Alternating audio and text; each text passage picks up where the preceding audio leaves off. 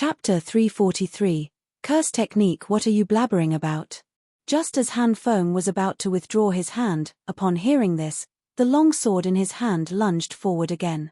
However, Duan Yan seemed unbothered. Did I say something wrong? She's been cursed. In 10 days, she will die. You say Huan has been cursed?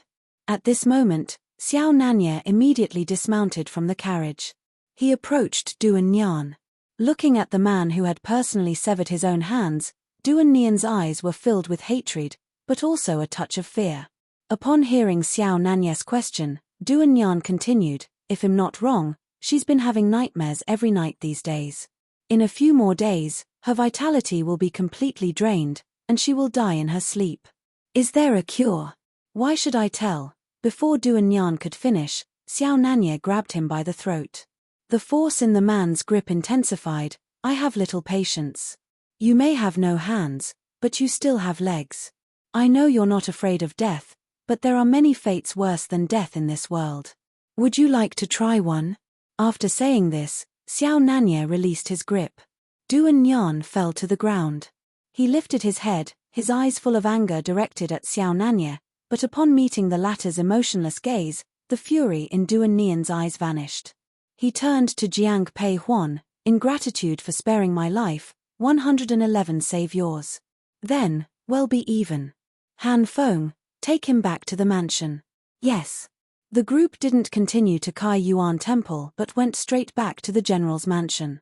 Upon arriving at the plum garden, Xiao Nanya looked at Duan Yan and said, Speak, how can this curse be broken?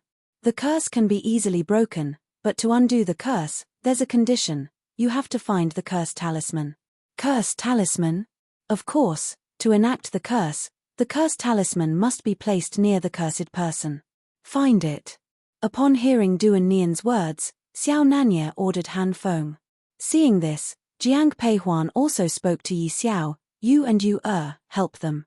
Yes.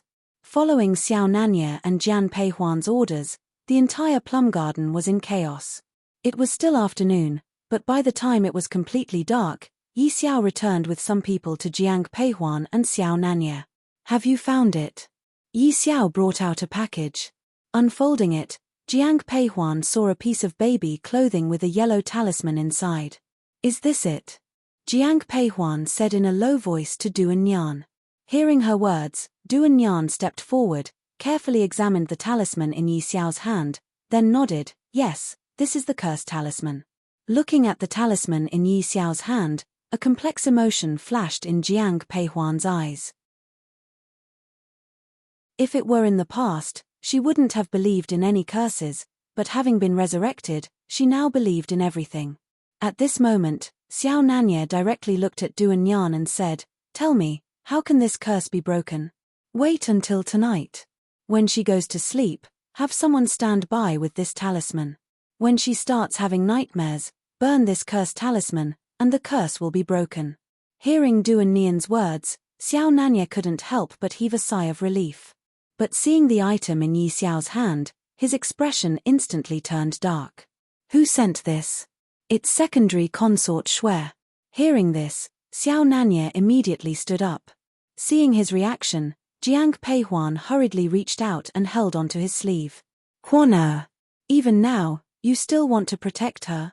She wants my life. Why would one protect her? But from what I know of Shui Yu, she was probably used by someone else. So, let's discuss this after the curse is broken. Hearing her words, Xiao Nanya sat back down. Then, Jiang Pei Huan turned to Duan Yan, after the curse is broken, what will happen to the one who cast the curse? This curse technique is a poison technique. It's either you die or they die. If the curse is not broken, you will die. But if it's broken, you will live, and they will die. After everything was arranged, Duan Yan was taken away. That night, deep into the night. Inside Jiang Pei Huan's room. It's okay, I'm here with you. Jiang Pei Huan lay on the bed, with Xiao Nanya sitting beside her. Hearing his voice, Jiang Pei Huan nodded and whispered, Don't worry, I'm fine. He didn't respond but took her hand instead.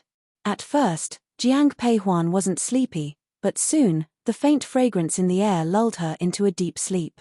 Xiao Nanya watched her intently, and when he saw her frown, he immediately turned to Duan Yan and the others. Can we start? Duan Yan glanced at the expression on Jiang Peihuan's face, then said to Han Feng, quickly, burn the talisman. Han Feng, holding the talisman in one hand and a fire starter in the other, ignited the talisman. Though it was just a piece of paper, it took a long time to burn completely. As the talisman burned, Jiang Peihuan's face contorted in pain. Xiao Nanya quickly held her close. Huan Im here. Perhaps hearing Xiao Nanya's voice, Jiang Peihuan's struggles slowly ceased. As the curse on the talisman gradually disappeared, her expression calmed. When the talisman was entirely consumed, Jiang Peihuan's breathing became steady. Just as Xiao Nanya was about to wake her up, Duan Yan stopped him, let her sleep. Hearing this, Xiao Nanya retracted his hand and lay down beside Jiang Peihuan. The others in the room also left. In the Prince Qing's mansion. Princess consort, there's a problem. Jiang Yang was groggily woken up by a maid. Seeing the maid rushing over, Jiang Yang's sleepiness vanished. What happened? Princess consort, the wizard is dead. What did you say? Hearing the maid's words, Jiang Yang's eyes widened in shock. A moment later, Jiang Yang entered the room and was met with a gruesome sight.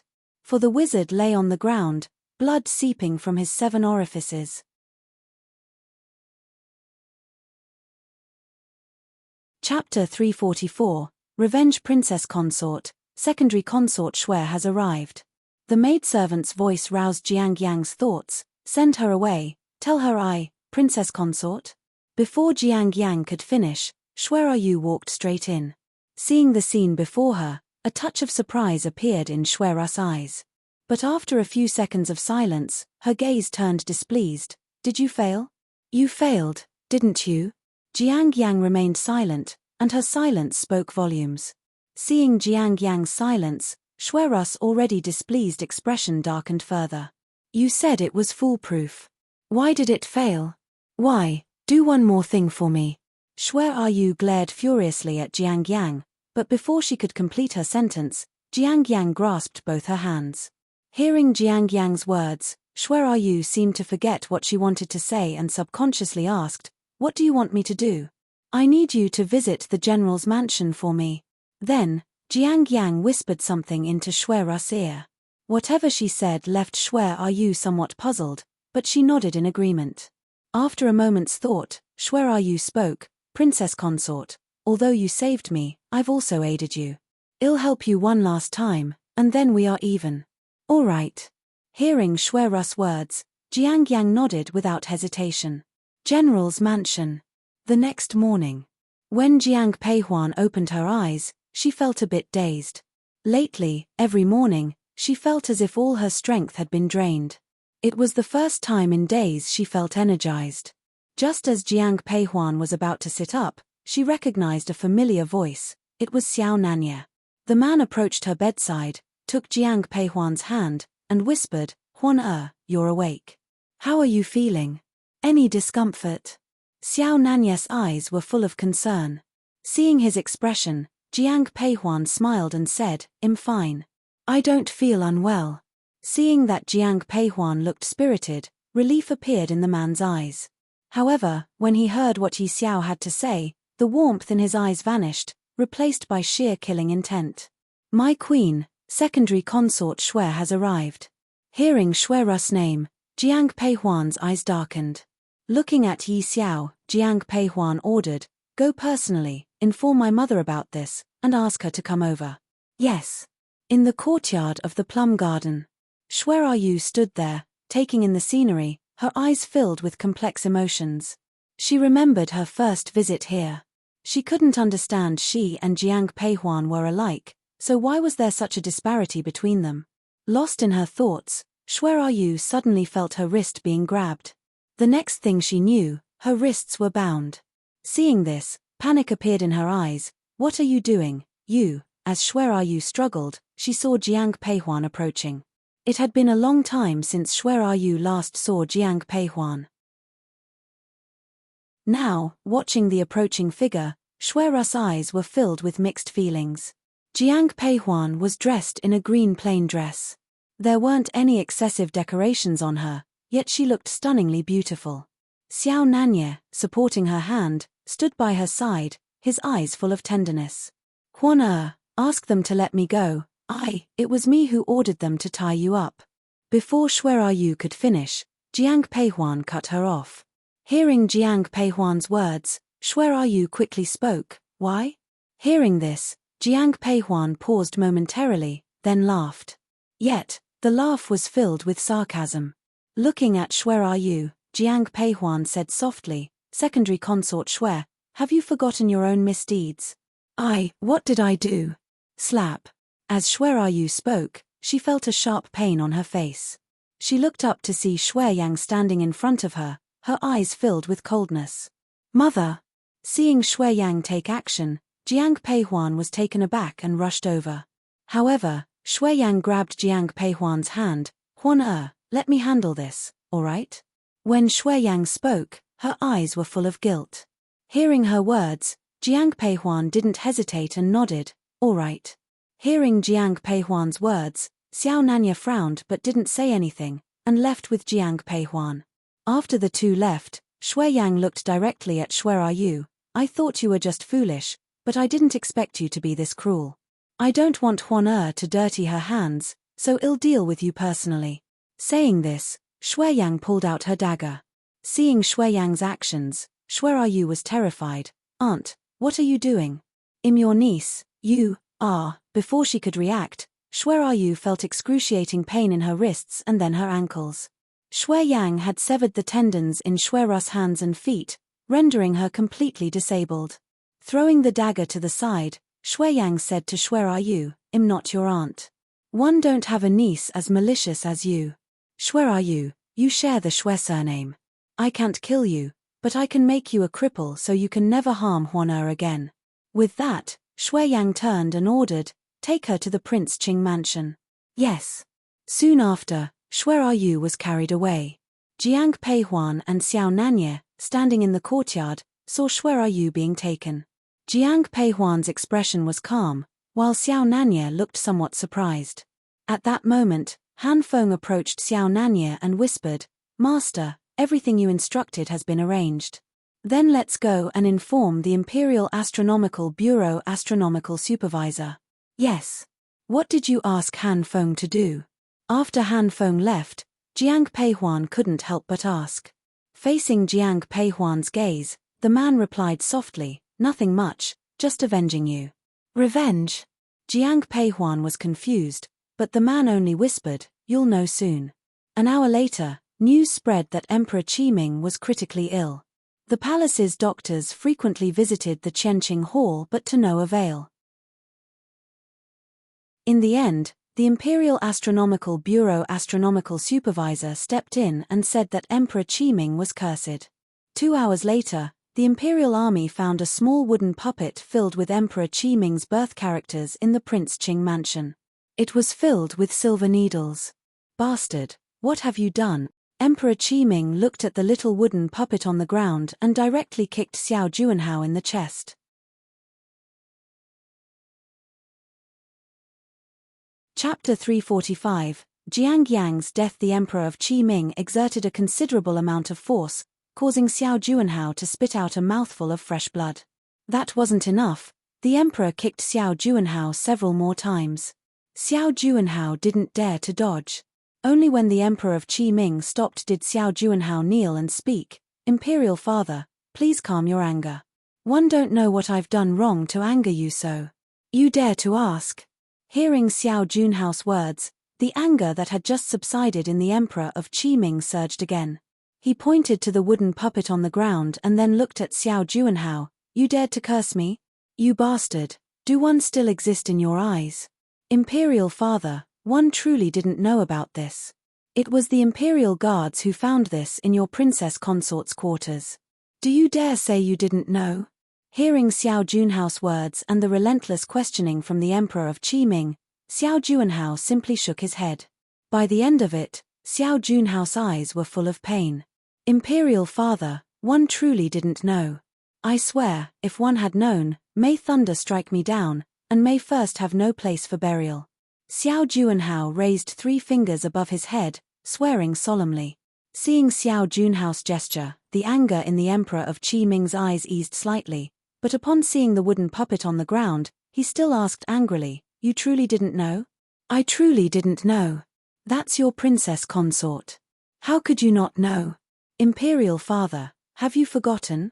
You bestowed Jiang Yang upon me." As the Emperor of Qi Ming's words settled, Xiao Juanhao softly said. Upon hearing this, a complex emotion flashed in the Emperor's eyes. But soon after, he looked at Xiao Juanhao with dissatisfaction. "So, you are blaming me now? I wouldn't dare." After kowtowing to the Emperor of Qi Ming, Xiao Juanhao whispered, "Imperial father, when the king of Jiangju rebelled, it was the imperial uncle who pacified Jiangju. The Jiang family surely harbors resentment against imperial father. After Jiang Yang married into the Qing mansion, she still held a grudge against you. I was always cautious, yet this incident occurred. This is my mistake, and I ask for your punishment." If Xiao Juanhao had been evasive, the Emperor of Qi Ming would have grown weary. However, seeing Xiao Juanhao admit his mistake, the Emperor's expression softened. After observing Xiao Juanhao, who was kneeling on the ground, the Emperor of Qi Ming remained silent for a few seconds and then asked, "What if one asked you to divorce Jiang Yang?" At this, there was a moment of hesitation in Xiao Junhao's eyes. After a long while, Xiao Juanhao whispered, "Imperial father, although Jiang Yang is at fault, she is still my wife. All the mistakes are mine. Please punish me." Upon saying this, Xiao Juanhao lowered his head. From an angle where no one could see, Xiao Junhao's eyes were full of darkness. Upon hearing his words, all the anger in the Emperor of Qi Ming's eyes had disappeared. If Xiao Juanhao had immediately distanced himself from Jiang Yang, the Emperor of Qi Ming would have grown suspicious. But seeing Xiao Juanhao shoulder the blame, warmth appeared in the Emperor's eyes. After a while, the Emperor of Qi Ming looked at Xiao Juanhao and said, "All right, go back now. I will handle Jiang Yang. You don't need to worry about her anymore. But from now on, she is no longer your princess consort. Imperial father, get out." Before Xiao Juanhao could say anything, Emperor Qi Ming directly spoke. Meeting Emperor Qi Ming's gaze, Xiao Juanhao dared not utter another word. He promptly left the Qianqing palace. But the moment he stepped outside the palace gates, his eyes were filled with laughter. Yet, that smile was devoid of warmth, it was cold and menacing. Soon after, Jiang Yang was taken away by the imperial guards. When she was brought to the Supreme Court, Jiang Yang remained calm. But when she saw who had arrived, her face changed immediately. Hearing footsteps, Jiang Yang quickly lifted her head. "It's you." Seeing Jiang Peihuan, Jiang Yang spoke with a mixture of emotions. Jiang Peihuan looked at Jiang Yang sitting on the ground, her eyes filled with complexity. After a brief moment, she turned to leave. Seeing Jiang Peihuan's retreating figure, Jiang Yang cried out in shock, "Jiang Peihuan, don't you want to know why I wanted to kill you?" Hearing the footsteps behind her, Jiang Peihuan stopped, though she did not turn around.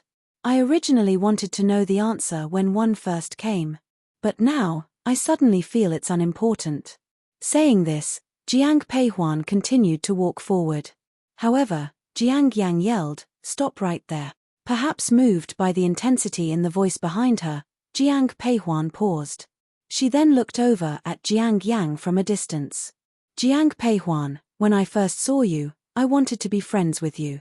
But later, I realized we could never be friends because one was too jealous of you. Why is it that everything goes well for you while one end up like this? I'm no less than you. Isn't this the result of your own choices?" Throughout Jiang Yang's speech, Jiang Peihuan remained silent.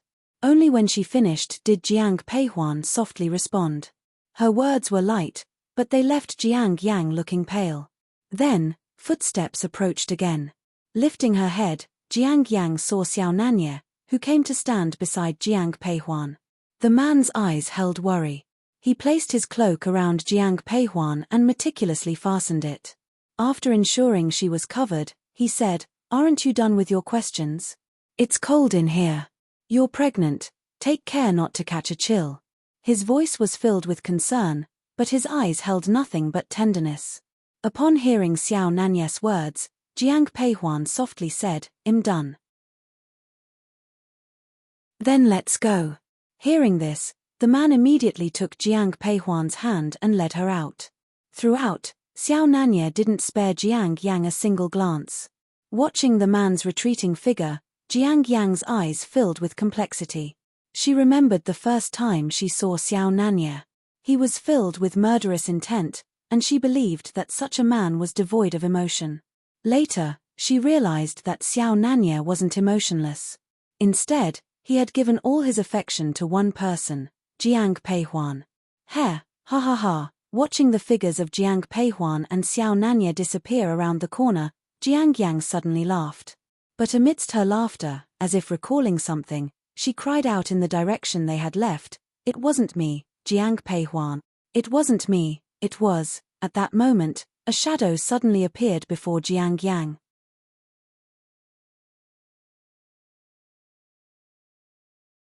Chapter 346. Fantasy. Jiang Yang's eyes lit up with surprise and joy. "Jiang Peihuan, it's you."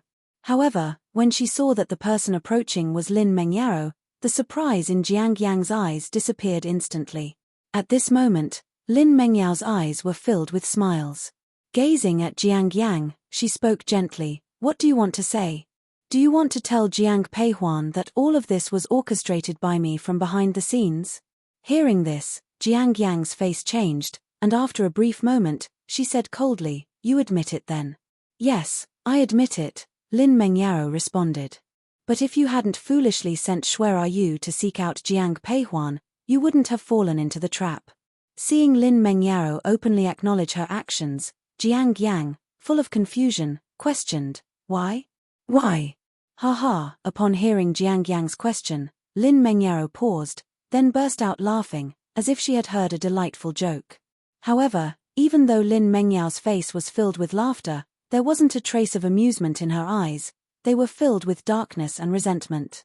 Once she stopped laughing, Lin Mengyaro, with a look of malice, stared at Jiang Yang. "Why, you ask? Jiang Yang, do you know that I was originally meant to be the princess consort of the Prince Qing? But because of you, I became a side consort. I could have accepted this, as he doesn't love you.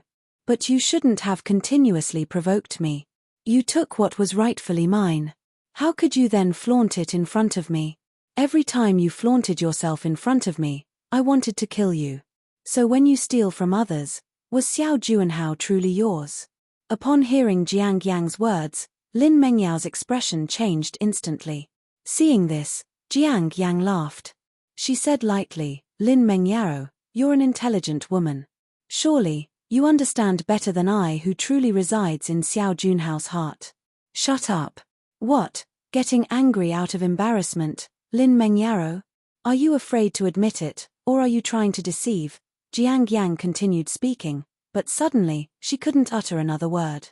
She collapsed to the ground. Lin Mengyaro, watching this scene, approached with a smile. Staring at Jiang Yang, Lin Mengyaro chuckled, "Did you forget that I am a doctor?" As she spoke, Lin Mengyaro swiftly drew a dagger from her sleeve. Before Jiang Yang could react, Lin Mengyaro plunged the dagger into her heart, stating, "I won't let anyone humiliate me, including you." With those words, she pressed harder, and soon after, Jiang Yang closed her eyes. Moments later, Jiang Yang stopped breathing. After doing all of this, Lin Mengyaro left. Upon leaving the Supreme Court, she didn't head back to the Qing mansion but instead went to the Lin family residence. Standing in front of the Lin mansion, Lin Mengyao's eyes revealed a mix of emotions. After a long while, she approached and knocked. "Miss Lin." The gatekeeper, upon seeing Lin Mengyaro, showed surprise in his eyes. Unsure of her intentions, he attempted to close the gate, but she stopped him. "I want to see Lin Xingchen. Go tell him I have important matters to discuss. If he refuses to come out, I won't leave." Saying this, Lin Mengyaro took a stance, indicating she wouldn't leave. The gatekeeper had no choice but to go and inform Lin Xingchen. At this moment, Lin Xingchen was playing chess with Lin Mengxin. Upon hearing the message, he frowned. Without hesitation, Lin Xingchen immediately said, "Ask her to leave. Brother Xingchen, perhaps you should meet elder cousin's sister after all." After saying this, Lin Mengxian lowered her head. Seeing this, Lin Xingchen instructed the gatekeeper, "Let her in. Big brother Xingchen, I'll leave first." "Stop right there." Hearing the voice from behind, Lin Mengxian instinctively stopped. "This is your home. Why are you leaving?" Hearing this, a hint of a smile appeared in Lin Mengxian's eyes. After a while, she nodded firmly, "Okay, then 111 stay with you, brother Xingchen." With that, Lin Mengxian took a seat next to Lin Xingchen. After some thought, she even moved her chair closer to him. Seeing Lin Mengxian's actions, a glint flashed in Lin Xingchen's eyes, but he didn't say anything. Hearing footsteps, Lin Xingchen looked towards the entrance. Dressed in a white skirt, Lin Mengyaro appeared pure and serene. Yet, Lin Xingchen was more aware than anyone else of his cousin's ruthless nature. "Elder cousin's sister?" Upon seeing Lin Mengyaro, Lin Mengxian instinctively called out, "Xin Xin." Upon hearing the voice, Lin Mengyaro looked at Lin Mengxian sitting next to Lin Xingchen. The sight surprised her. The timid girl from her memories was now dressed in extravagant attire, the likes of which even she didn't have many. And the jewelry Lin Mengxian wore, much of it Lin Mengyaro had never seen before. "Xin Xin, it seems you've been living well. I'm very happy to be with brother Xingchen." Lin Mengxian responded with a smile, believing Lin Mengyao's words were out of concern. However, Lin Mengyao's gaze turned cold, but remembering her purpose, she forced a smile. "Xin Xin, Xingchen and I have important matters to discuss. You should leave." "Oh, okay, if you have anything to say, just say it. It's not your turn to give orders here."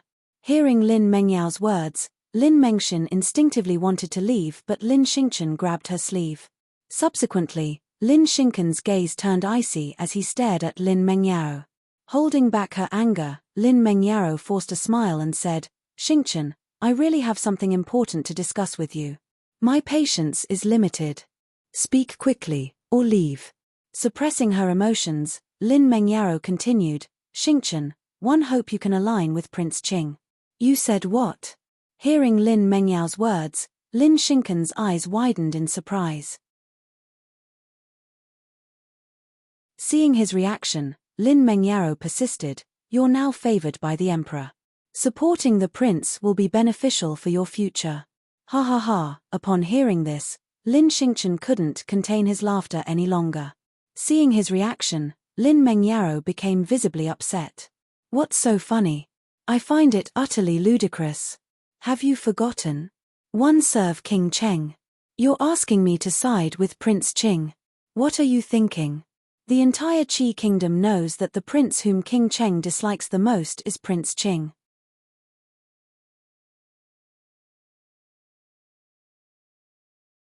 Chapter 347, Rumors. Upon hearing those words, Lin Mengyao's already displeased expression darkened even more. After a moment, she looked directly at Lin Xingchen and said, "Even if King Cheng gains the emperor's favor, he is still just the emperor's uncle. However, your highness is a prince. If he ascends to that position, enough." Before Lin Mengyaro could finish her words, Lin Xingchen interrupted her abruptly. Facing Lin Mengyaro, Lin Xingchen said coldly, "Let's not talk about whether Prince Qing can ascend to that position. Even if he could, one wouldn't care. Also, haven't you forgotten that the current empress is already pregnant? As long as she gives birth to a prince, he will be the crown prince, and that position will have nothing to do with Prince Qing. In the future, don't come here anymore. I don't want to see you. Someone, see the guest out." With that, Lin Xingchen looked at the servant by his side and spoke. With rage in her eyes, Lin Mengyaro was directly escorted out. After Lin Mengyaro left, Lin Xingchen said to Lin Mengxian, "Stay away from her in the future. She's no good. Do you understand?" Lin Mengxian looked puzzled but still nodded seriously. Shortly after, Lin Xingchen left Lin's mansion and went straight to the general's mansion. Jiang Peihuan was talking to Xiao Nanya when she heard of Jiang Yang's death. Hearing this news, her eyes filled with confusion. How did she die? The news came from Yi Xiao, so Jiang Peihuan turned to her to ask. Hearing Jiang Peihuan's question, Yi Xiao frowned. She died of poisoning. When the jailers found her, there was a dagger in her heart. Master, General Lin is here. Just as Jiang Peihuan was about to speak, she saw Han Feng approaching. A moment later, Lin Xingchen followed Yu to join them. Upon seeing Xiao Nanye and Jiang Peihuan, he greeted, King, Queen Cheng. Why are you here? Xiao Nanye asked directly. Lin Xingchen took a seat opposite Xiao Nanye, took a sip from his teacup, and then recounted the conversation he had with Lin Mengyao. After finishing, Lin Xingchen looked at Xiao Nanye and Jiang Peihuan and said, I believe, all this is probably Prince Qing's idea. He really is doing whatever he can now. Xiao Nanye responded with a hint of sarcasm in his eyes upon hearing Lin Xingchen's words. Hearing the two men's conversation, Jiang Peihuan spoke softly. It seems that the news of the Empress' pregnancy has made him anxious. Even if he's anxious, that position will never be his. Hearing Xiao Nanye's words, Jiang Peihuan remained silent. In her past life, with the entire Jiang family paving the way, Xiao Juanhao indeed ascended to that position. But in this life, he didn't want to use the Jiang family as a stepping stone anymore. Your Highness, is there anything I need to prepare for this? No need. Proceed as usual. If he oversteps, I will personally chop off his hand. By the end of that sentence, Xiao Nanye's eyes were filled with murderous intent. By the way, when I came, I heard that the princess consort of Qing Mansion had died, and the killer was Queen Cheng. Is that what's being said outside? Hearing Lin Xingchen's words, Jiang Peihuan's eyes revealed a hint of complexity. Lin Xingchen remained silent but nodded. After speaking with Xiao Nanye for a moment, Lin Xingchen left. Watching his departing figure, Jiang Peihuan mockingly said to Xiao Nanye, I wondered why Jiang Yang suddenly died. It seems her death was meant to implicate me. Don't worry. With me here, no one can harm you, Xiao Nanye reassured. Jiang Peihuan nodded but turned to Yi Xiao, go investigate. See what really happened. Yes. That night, the entire capital came to know that Jiang Peihuan had killed the princess consort of Qing Mansion. When the news reached the general's mansion, Jiang Peihuan was in a light sleep. But soon, she opened her eyes. As Jiang Peihuan woke, she noticed Xiao Nanye was also awake. Their eyes met, and neither spoke. Suddenly, there were sounds of a fight outside. Who are you? How dare you barge into the general's mansion? It was Han Feng's voice. Xiao Nanye and Jiang Peihuan exchanged a look and got up. Put on your clothes first. Seeing Jiang Peihuan about to head outside, Xiao Nanye quickly draped a cloak over her. Opening the door, Jiang Peihuan saw a man in black fighting with Han Feng. She knew of Han Feng's skills, but this intruder seemed to be his equal. The noise alerted the soldiers of the general's mansion, and soon, Deputy General Liu arrived with reinforcements. With his assistance, the man in black was quickly injured. However, instead of fleeing, he raised his long sword and lunged at Jiang Peihuan. You're courting death. Xiao Nanye, standing beside Jiang Peihuan, saw the attacker and kicked him in the abdomen.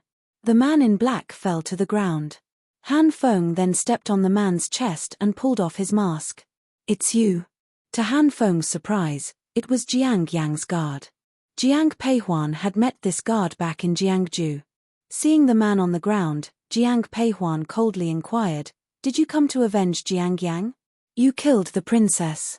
One must avenge her, the guard hissed with hatred in his eyes.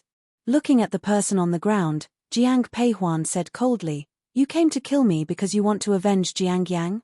You killed the princess, so I must kill you to avenge her. Jiang Peihuan calmly replied, Jiang Yang's death has nothing to do with me. Hearing her words, the guard looked stunned, but then angrily retorted, If not you, then who? After you went to the Supreme Court, the princess died. I truly did not kill her, Jiang Peihuan interrupted. The guard looked lost and murmured, If not you, then who? I'd like to know that too, she replied. Perhaps the person who killed Jiang Yang knew you'd come after me. Hearing this, the guard's face paled. He suddenly pushed Han Feng aside, intending to leave. Han Feng instinctively wanted to chase, but Jiang Peihuan stopped him. Let him go. Queen Cheng?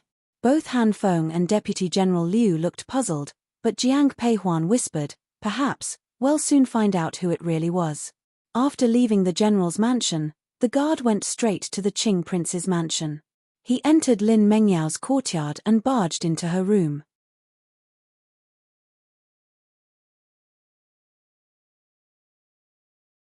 Chapter 348. Orders. When Jiang Yang's guards rushed into Lin Mengyao's room, she was drinking tea. Upon seeing the intruder, Lin Mengyao acted as if she saw nothing. It wasn't until Jiang Yang's guard placed his long sword directly at Lin Mengyao's neck that she finally looked up at the guard in front of her. What are you do? Did you kill the princess? Before Lin Mengyao could finish her sentence, the guard interrupted her. As he spoke, his eyes were full of gloom. Hearing the guard's question, Lin Mengyao responded calmly, did Jiang Peihuan tell you this? Just tell me, did you or did you not? It doesn't matter if one tell. Yes, I did kill Jiang Yang.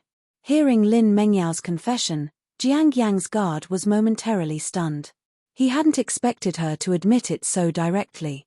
However, after recovering from his shock, he gripped his sword, lunging at Lin Mengyao. I'll kill you. But before the sword could reach Lin Mengyao, he felt his body go limp. Subsequently, the guard collapsed to the floor. Lying on the ground, the guard looked at Lin Mengyao in shock. Lin Mengyao met his gaze with a brilliant smile. Did you know? Jiang Yang was also drugged by me. That's why I easily plunged the dagger into her heart. Just like now. As she spoke, Lin Mengyao picked up the fallen sword, and with her words ending, she thrust the sword directly into the guard's heart. The fallen guard, with resentment in his eyes, could do nothing. After confirming the guard had stopped breathing, Lin Mengyao pulled out the sword and discarded it. At that moment, the door to Lin Mengyao's room was pushed open. Lin Mengyao turned around subconsciously. Standing at the entrance was none other than Xiao Juanhao. When their eyes met, both of them looked surprised.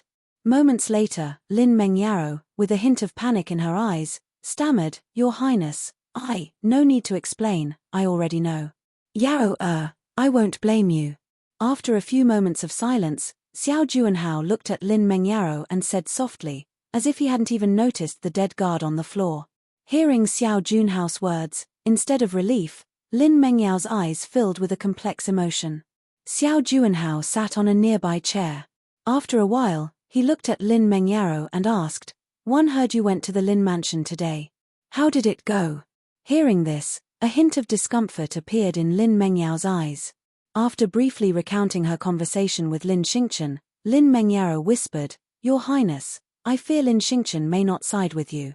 It doesn't matter. Hearing Lin Mengyao's words, Xiao Junhao's face darkened, but soon, he managed a smile. Looking at Lin Mengyao, Xiao Juanhao whispered, Yao, one have another favor to ask of you.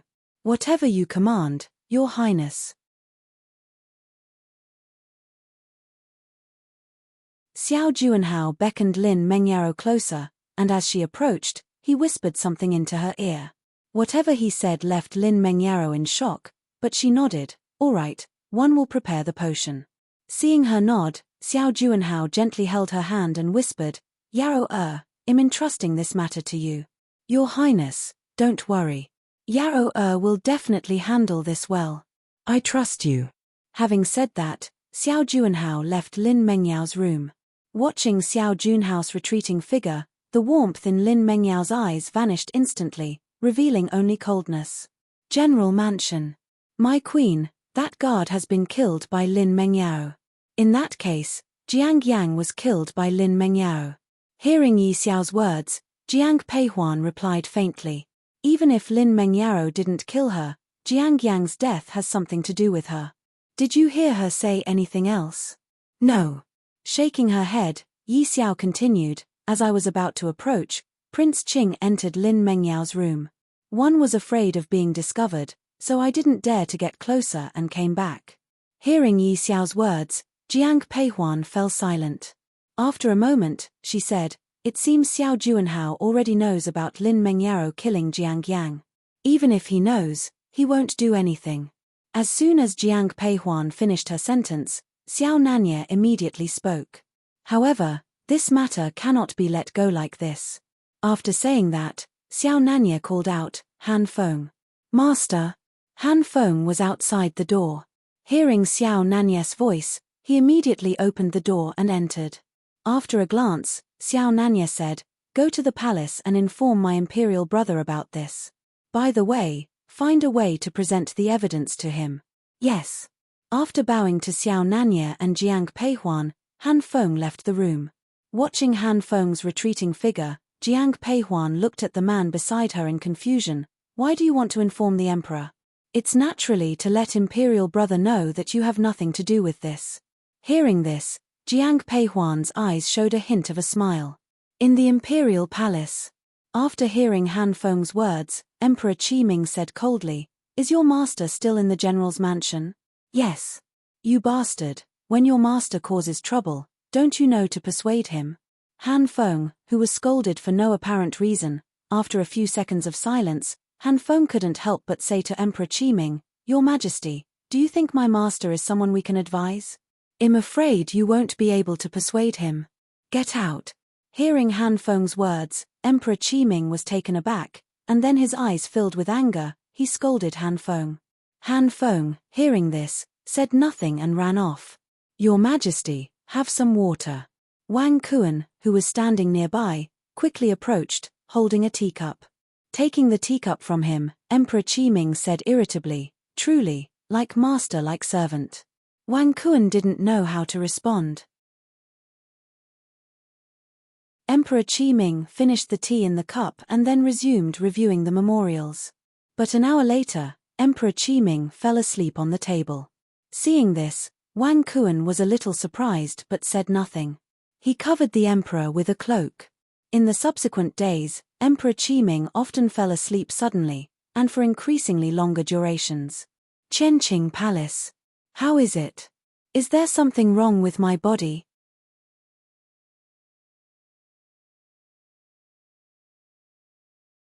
Chapter 349. Curing Emperor Qiming. Looking at the imperial doctor kneeling before him, Emperor Qiming spoke directly, "What's the diagnosis?" The chief of the medical institution responded softly, "Your Majesty, based on your pulse, your health seems perfectly fine, but, if there's nothing wrong with my body, why have I been falling asleep for no reason these past few days?" Emperor Qiming interrupted him before he could finish. Hearing this, the imperial doctor fell silent. After a moment, he murmured, "Your Majesty, perhaps you've just been too exhausted lately. One would suggest you get more rest. Enough, you may leave." Hearing this, Emperor Qiming felt annoyed. Every doctor said the same thing. But Emperor Qiming clearly felt his body growing weaker, yet every medical check revealed no issues. His eyes revealed his frustration. Even though he's an emperor, he's still human. He fears death, perhaps even more than the average person. "Your Majesty, should we invite Queen Cheng to examine you?" At that moment, Wang Kuan approached and whispered. Hearing this, Emperor Qiming looked puzzled for a moment, casting a doubtful gaze at Wang Kuan. Seeing the emperor's confused expression, Wang Kuan continued, "Your Majesty, have you forgotten? Queen Cheng is renowned for her medical expertise. Wasn't the empress' health also restored under her care?" Hearing Wang Kuan's words, a glint of hope appeared in Emperor Qiming's eyes. After some thought, the emperor whispered to Wang Kuan, "Go personally and summon Jiang Peihuan to the palace. But make sure this remains discreet." "Rest assured, Your Majesty. I know what to do." After bowing to the emperor, Wang Kuan immediately left the palace. Once outside, Wang Kuan headed directly to the general's mansion. Soon, he encountered Xiao Nanya and Jiang Peihuan. Jiang Peihuan was enjoying the plum garden with Xiao Nanya. Hearing that Wang Kuan had arrived, the two approached him. "Greetings, King and Queen Cheng."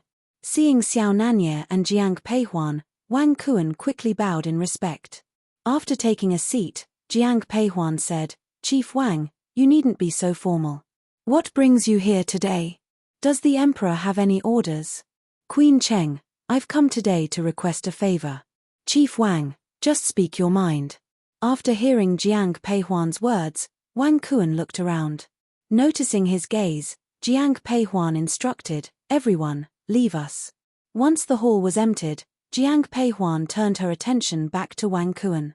"Queen Cheng, the emperor sent me to invite you to the palace." Wang Kuan lowered his voice and briefly explained the situation. "Queen Cheng, this matter shouldn't be delayed. One request you accompany me to the palace." "I'll come with you right away." "I'll accompany you."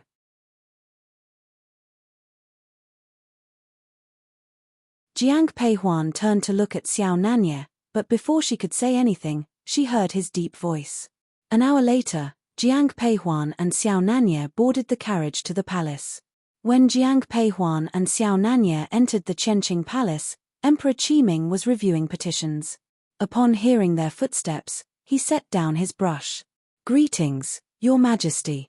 Stepping forward, Jiang Peihuan bowed to Emperor Qiming. As she did so, she instinctively glanced at him. With just one look, she knew that the emperor had been poisoned, as he looked extremely fatigued. "Has Wang Kuan already informed you of the matter?" Sitting down in a chair, Emperor Qiming looked directly at Jiang Peihuan. Jiang Peihuan nodded, then said, "Your Majesty, allow me to take your pulse." Upon hearing her words, Emperor Qiming extended his hand. Jiang Peihuan held onto his wrist to check his pulse, being very thorough. After finishing, she couldn't help but frown. Emperor Qiming had indeed been poisoned, and the poison was extremely potent. "What's with that expression?" Emperor Qiming, noticing her concerned look, asked coldly. Hearing his words, Jiang Peihuan said, "Your Majesty, you've been poisoned." "What did you say?" Hearing this, Emperor Qiming's eyes widened in shock. With a serious gaze, Jiang Peihuan continued, "You've been poisoned, and it's extremely potent. At first, it will cause you to fall into a deep slumber, but after a month, it will kill you in your sleep." The emperor's eyes filled with fury. How audacious. Looking at Xiao Nanye, Emperor Qiming ordered, "Handle this. I want to see who dares to target me." As he spoke, he began to cough. Seeing this, Jiang Peihuan hurriedly advised, "Your Majesty, you must not get too agitated, or the poison will act faster." Upon hearing this, Emperor Qiming took a deep breath, trying to calm himself. He then looked at Jiang Peihuan, "Since you know I'm poisoned, do you have a cure?" "Yes, but it's complicated." Emperor Qiming's demeanor softened upon hearing the first word, but it quickly turned cold again when she continued, "What's so complicated? To cure you, one need to use acupuncture. However, the insertion of the needles can be extremely painful." Hearing the mention of severe pain, a look of concern appeared in the emperor's eyes. But after a moment's thought, he firmly stated, "Go ahead with the needles. I can endure a bit of pain." An hour later, a suppressed scream emanated from the Qianqing Palace. It was from Emperor Qiming. He sat in the chair with silver needles protruding from his scalp. At the moment, he felt as if someone was continuously hammering his head. Looking at Jiang Peihuan standing in front of him, he asked, "Isn't there any other method besides this? We could use medicine, but its effects are not as good as acupuncture. Plus, there could be lingering side effects. Would you prefer to be treated with medicine, Your Majesty?" Emperor Qiming, after a few seconds of silence, he tightly clenched his fist and whispered, "This pain is nothing to me." As his words faded, he saw Jiang Peihuan preparing more silver needles. Seeing her actions, panic flashed in the emperor's eyes. "What are you doing?" "Your Majesty, this will help you recover faster."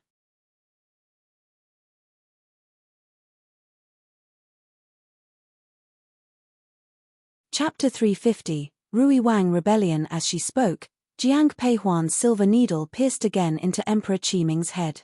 Soon after, Emperor Qiming let out a scream. In a place unseen by others, a complex look flashed in Jiang Peihuan's eyes. She wouldn't tell anyone, but she did it on purpose. More than half an hour later, just when Emperor Qiming felt he was about to pass out, Jiang Peihuan pulled out all the silver needles from his head. He wasn't sure if it was his imagination, but he immediately felt much better. After doing all this, Jiang Peihuan prepared to leave. However, as she turned around, Emperor Qiming's voice came from behind, "Wait." Hearing this, Jiang Peihuan stopped and turned to look at him. Your Majesty, is there still something discomforting you? Do not spread word of this, whispered Emperor Qi Ming. Hearing this, a flicker of confusion passed in Jiang Peihuan's eyes, but she quickly understood and nodded. Rest assured, Your Majesty. Then, Jiang Peihuan left the palace with Xiao Nanye. After getting into the carriage, Xiao Nanye looked at Jiang Peihuan. Earlier, you did that on purpose, didn't you? Hearing his words, Jiang Peihuan turned to look at him and nodded, yes. She wasn't surprised that Xiao Nanye realized she had intentionally tormented Emperor Qi Ming. However, what did surprise her was that Xiao Nanye said nothing about it in front of the emperor. Perhaps guessing her thoughts, Xiao Nanye glanced at her and laughed. The emperor also needs some lessons. Hearing this, Jiang Peihuan's eyes widened in surprise, but she said nothing. The two returned to the general's mansion together. Shui Yang had sent someone to wait at the mansion gate for Jiang Peihuan. Seeing her return safely, the people at the mansion advised her to rest early. After all, Jiang Peihuan's belly was growing bigger by the day. After returning to the plum garden and freshening up, Jiang Peihuan lay down in bed. Seeing this, Xiao Nanye put down the book he was reading. But just as he was about to lay down, there came an urgent knock on the door. Master. The person who knocked on the door was Han Feng. Hearing his voice, both Jiang Peihuan and Xiao Nanye sat up. Jiang Peihuan even reached for a robe to put on. Huan lie down first, said Xiao Nanye, patting her shoulder before he went to open the door. Seeing Han Feng at the door, Xiao Nanye's eyes showed clear displeasure. What is it? Master, something has happened in the palace. Prince Rui has rebelled. Hearing Han Feng's words, Xiao Nanye's expression changed instantly. Jiang Peihuan also came to his side immediately. Footsteps approached from outside. It was Jiang Changbai. Seeing Han Feng, he directly said to Xiao Nanye, King Cheng, have you received the news? Yes, Xiao Nanye replied with a nod. Then he turned to Jiang Peihuan and said, Huan stay in the mansion, if there's nothing going on, don't go out. I'm heading to the palace. King Cheng, I'll go with you. Upon hearing Xiao Nanye's words, Jiang Changbai spoke up immediately. Xiao Nanye remained silent for a few seconds, then nodded. Jiang Peihuan did not comment on their decision but gently reminded them, be careful in all matters. Don't worry, it'll be fine.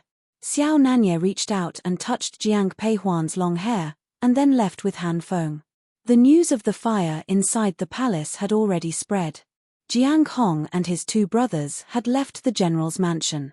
After everyone from the general's mansion had left, Jiang Peihuan turned to Yi Xiao and said, instruct Deputy General Liu on my orders to tightly close the mansion's doors. Unless it's someone from inside the mansion, the door should not be opened for anyone. Yes. Eldest sister?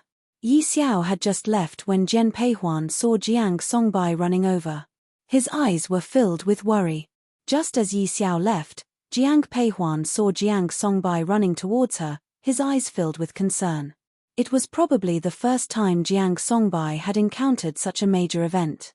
Although he tried to remain calm, his eyes betrayed a hint of anxiety. Seeing the look in his eyes, Jiang Peihuan gently patted Jiang Songbai's shoulder, then whispered, Songbai, our father, second uncle, and third uncle have already entered the palace. Our eldest brother is also not here. You are now the only man in the mansion, and you must remain calm. Yes, I'll remember what you said, eldest sister. I've already ordered Deputy General Liu to have someone guard the door. You, along with Ping En, should also go there.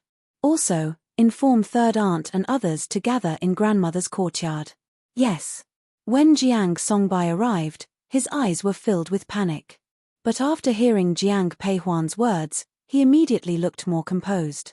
Jiang Peihuan changed her clothes and then walked to the chrysanthemum hall with Yi Xiao.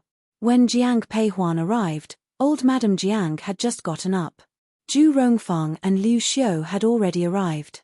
Shui Yang and Jiang Hong had gone to the palace, so they weren't there. At that moment, most of the female members of the Jiang family were present. Huan. When old Madame Jiang saw Jiang Peihuan, she quickly reached out her hand. Jiang Peihuan came forward, took the old madam's hand, and sat beside her, softly comforting. "Grandmother, don't worry, everything will be all right. I'm just concerned about your father and your uncles." Upon hearing the old madam's words, Jiang Peihuan remained silent for 2 seconds before replying, "Grandmother, don't worry. Father and the others will be all right. Nanya also went to the palace. He won't let anything happen to them. Since King Cheng had went too, that's reassuring." Hearing this, everyone breathed a sigh of relief.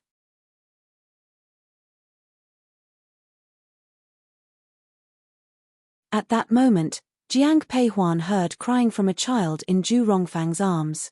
Hearing the crying, Jiang Peihuan instinctively looked at the child. She had assisted in the child's birth, witnessing his emergence from Jian Mai's womb. Why is the child crying? Is he hungry? Where is the nanny? Upon hearing the baby's cries, the old madam immediately asked. Zhu Rongfang, with tears in her eyes, replied, "It was such a rush when we left, I forgot to call the nanny." Hearing this, the old madam frowned. Just as she was about to speak, Jiang Peihuan gently tugged at her sleeve. Then, Jiang Peihuan looked at Yi Xiao and whispered, "Go to Fang Garden and bring over my younger brother's nanny." "Yes." After Yi Xiao left, Jiang Peihuan went to Zhu Rongfang's side and gently touched the baby's face. As soon as Jiang Peihuan reached out, the baby grabbed her finger and tried to put it in his mouth. Jiang Peihuan quickly pulled her hand away. The child began to cry again. "Second aunt, let me hold the little brother."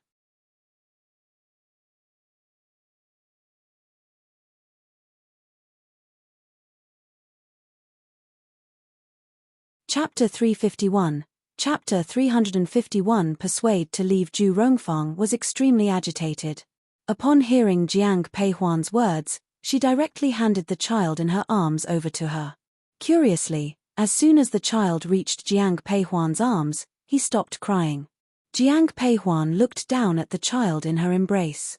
The baby greatly resembled Jian Mai and was indeed handsome.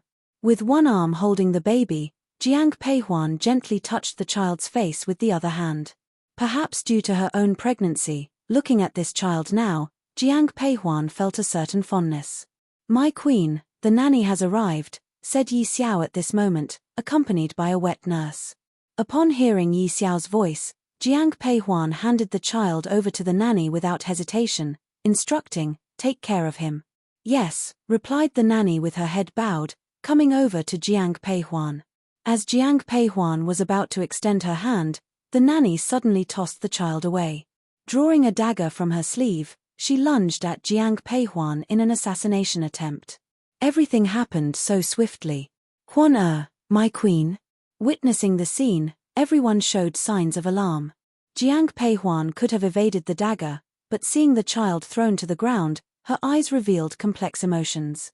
In the end, she leapt forward, catching the child in her arms, but the dagger also pierced into her arm.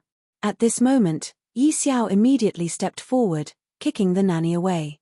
However, the nanny quickly reoriented herself, withdrawing her dagger to strike at Jiang Peihuan once more. Yi Xiao intervened, blocking the attempt.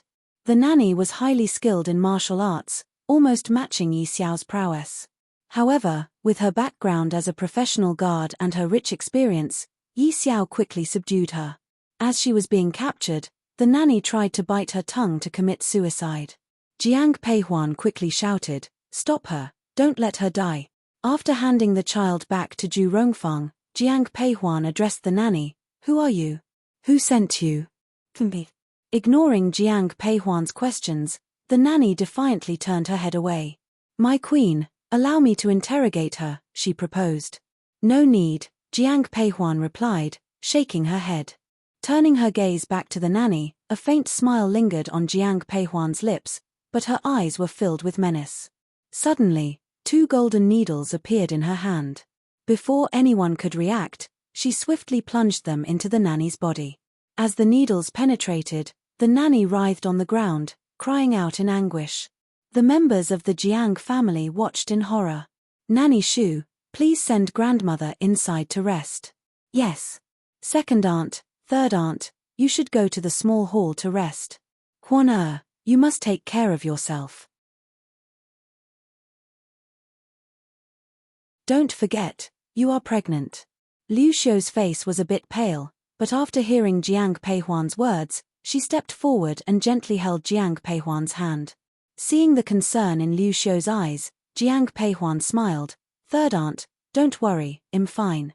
Once the Jiang family members went inside, Jiang Peihuan then looked down at the wailing nanny on the ground. There's no rush. You can say it whenever you want to. Saying this, Jiang Peihuan took a seat on a nearby chair. My queen, you should stop the bleeding first.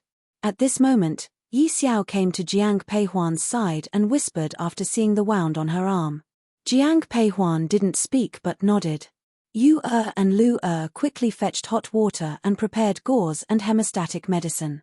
Yi Xiao rolled up Jiang Peihuan's sleeve and, seeing the deep cut on her fair skin, showed a hint of guilt in her eyes, but said nothing. After applying the medicine carefully, Yi Xiao bandaged her wound. Once that was done, the nanny on the ground finally spoke. Ill talk, ill talk. Hearing this, Jiang Peihuan looked at her. Jiang Peihuan bent down to remove the golden needles from her body. With the needles out, the nanny stopped wailing. Speak. Resuming her seat, Jiang Peihuan said lightly. It was the Empress who sent me. Nonsense. Before the nanny could finish, Jiang Peihuan interrupted her. Yet, the nanny continued, if Queen Cheng doesn't believe me, you can investigate. One belonged to the Li family. It was the Empress who sent me. I'm afraid it wasn't the Empress who sent you here, but the Li family. Jiang Peihuan retorted as soon as the nanny finished speaking. Seeing Jiang Peihuan's remark, the nanny showed a moment of panic. Although she quickly regained her composure, Jiang Peihuan had been closely observing her and noticed the change in her expression. This confirmed Jiang Peihuan's suspicion. Yi Xiao, take her away and have someone watch her. Yes. As Jiang Peihuan was giving orders, she saw Deputy General Liu rushing over. My queen. What happened? My queen, soldiers are attacking our mansion. The third young master is defending the gate with our troops, but there are many attackers. I fear they won't hold out for long. Hearing Deputy General Liu's words, Jiang Peihuan's expression shifted but she quickly regained her composure. Looking at Deputy General Liu, Jiang Peihuan ordered, bring all the servants from the backyard to the front yard. I will be there shortly. Yes. After hearing Jiang Peihuan orders, Deputy General Liu left immediately. After Deputy General Liu left, Jiang Peihuan went straight to the Chrysanthemum Hall. Huan'er. The people inside also heard Deputy General Liu's voice. Old Madam Jiang, Zhu Rongfang, and Liu Xiu all looked at Jiang Peihuan. Grandmother, later you, second aunt, and third aunt will bring little brother to the secret chamber. Huan'er, how can we leave you alone to face this? Liu Xiu looked at Jiang Peihuan, her eyes bloodshot.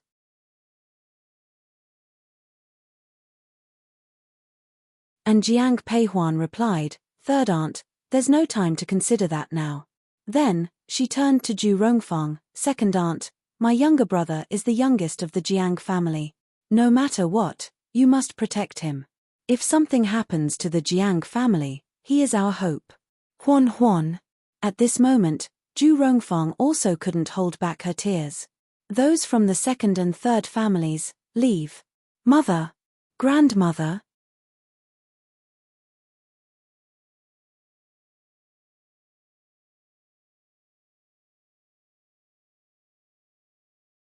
Chapter 352, Resisting the Foreign Enemies. Upon hearing old Madame Jiang's words, everyone turned to look at her. Old Madame Jiang said firmly, my sons and grandsons are outside risking their lives. No matter what, I'll wait here for them. If the Jiang family remains unscathed, so will I. But if the Jiang family is threatened, I'll stand or fall with them. Huan'er, don't try to persuade me.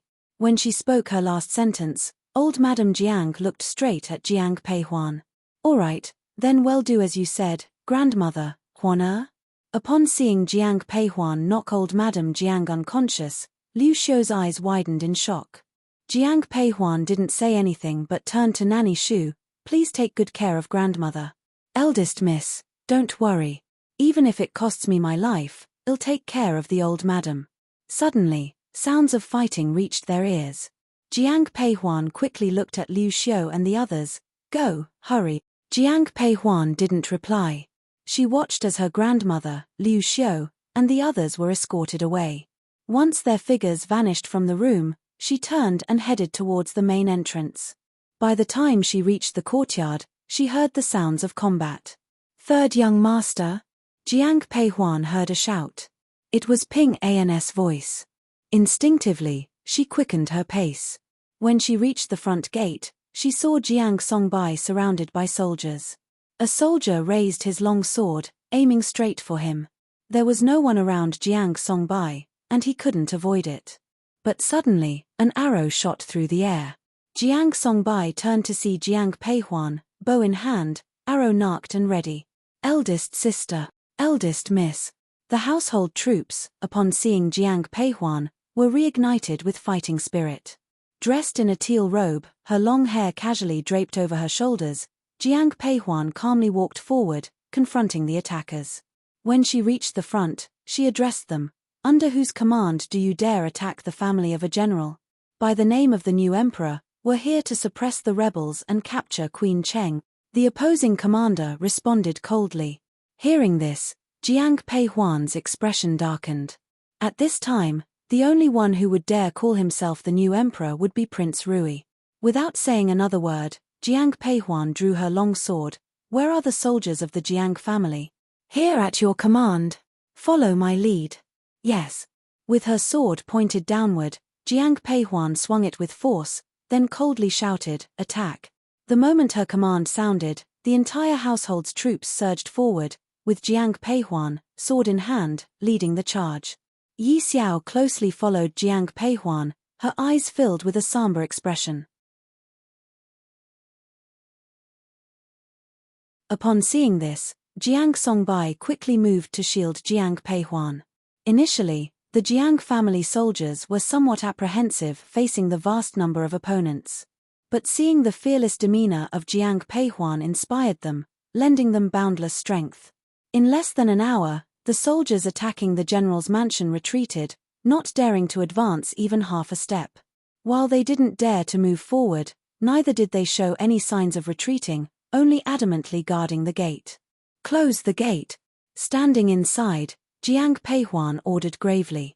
Upon hearing Jiang Peihuan's voice, Jiang Songbai and Yi Xiao rushed to shut the gate. The moment the gates were closed, Jiang Peihuan swayed slightly. My queen. Yi Xiao noticed and quickly supported her. Jiang Peihuan's sword-wielding hand trembled. She whispered, I'm fine, just tired. Help me go rest. Deputy General Liu, one will leave the rest to you, Jiang Songbai said. Without waiting for any response, Jiang Songbai carried Jiang Peihuan in his arms. Entering the room, he carefully laid her on the couch. That's when he noticed the wound on her arm. What happened? Seeing the concern in Jiang Songbai's eyes, Jiang Peihuan replied, it's nothing, just a minor injury. Songbai, listen to me. Eldest sister, please speak. I'm listening. In less than half a cup of tea's time, reinforcements will surely arrive outside. You and Deputy General Liu must guard the main entrance. I'll have Yi Xiao bring you some medicine. Dilute it with water and pour it outside. The palace must be in chaos now. Father and elder brother might not be able to attend to the mansion. We, as siblings, we must guard the Jiang family. Also, I sent grandmother and the others away. Do you blame me for leaving you behind? Eldest sister, what are you saying? With our elder brother absent, I'm the man of the Jiang family. If you, a lady, can be so brave, how can I be afraid? I'm proud to see that you've grown into a man of character. Yi Xiao, hand over the items to the third young master. Yes. Yi Xiao then handed over several porcelain bottles to Jiang Songbai. Taking the bottles, Jiang Songbai reassured Jiang Peihuan, rest well, sister. I've got everything under control outside. With a nod from Jiang Peihuan, Jiang Songbai turned to Yi Xiao, take care of my sister. Rest assured, third young master. After he left, Jiang Peihuan's face turned deathly pale. Yi Xiao approached and carefully lifted the hem of Jiang Peihuan's dress. It was stained deep red. Seeing the blood, Yi Xiao's face darkened. My queen, you must not move. The young prince in your womb is in danger. Yi Xiao, give me acupuncture. All right. Yi Xiao didn't hesitate and began inserting silver needles into her abdomen.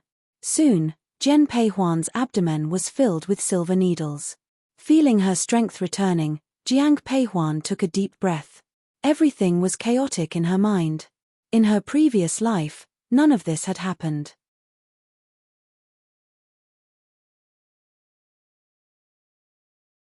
There was no pregnancy, no rebellion, and the Jiang family was not under siege. Before she realized it, Jiang Peihuan fell asleep. Yi Xiao stayed by her side, covering her with a blanket upon hearing her steady breathing. Jiang Peihuan's suspicions were correct. The palace was also in chaos. In the Chenqing Hall, Emperor Qiming sat on his throne. Hearing the battles outside, his face turned grim. How's the situation outside? Looking at Wang Kuan standing nearby, the Qiming emperor asked quietly.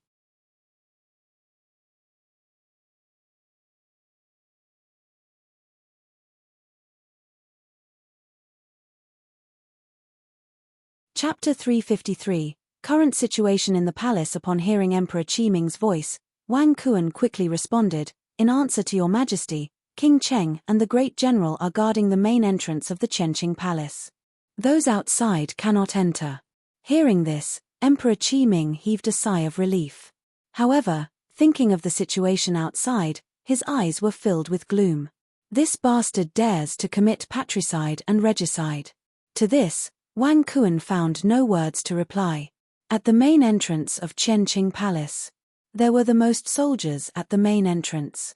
Xiao Nanye and Jiang Changbai stood at the main entrance, looking at the people outside. Both of their expressions were grim. Your Highness, the number of people outside is increasing. It seems that Prince Rui has persuaded the commander of Zhocheng. If this continues, I fear the Imperial Guards won't be able to hold them off. Observing the scene outside, Jiang Changbai whispered to the man beside him. Xiao Nanye, dressed in white but covered in bloodstains, calmly said, As long as we hold out for another hour, everything will be fine. Seeing Jiang Changbai's puzzled look, Xiao Nanye continued, This is a golden opportunity for my remaining nephews. They won't miss this chance. As he spoke, Xiao Nanye's eyes were filled with mockery. Hearing this, Jiang Changbai remained silent, his eyes filled with anger. News of the palace being besieged had spread throughout the capital. But there was no movement from the residences of the other princes. Jiang Changbai could guess the thoughts of these princes. They were merely waiting to see the outcome. If Emperor Qiming were overthrown, they would pledge allegiance to the new ruler. If Prince Rui failed, they would come to the rescue. After all, the law doesn't punish the masses. Even if Emperor Qiming was angry, he couldn't possibly execute all the princes. What are you fools doing? Make way for me. Suddenly, the sound of horse hooves was heard. Jiang Changbai saw Prince An riding towards them. Following Prince An was a group of cavalry.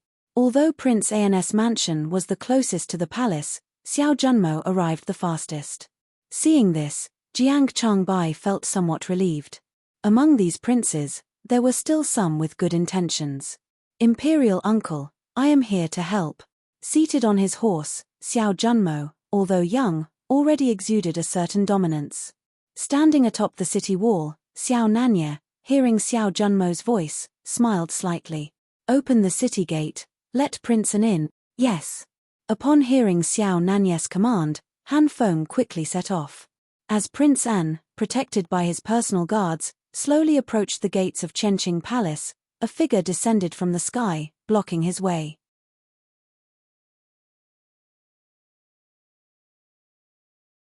13th brother, I never expected you to be the first one to come.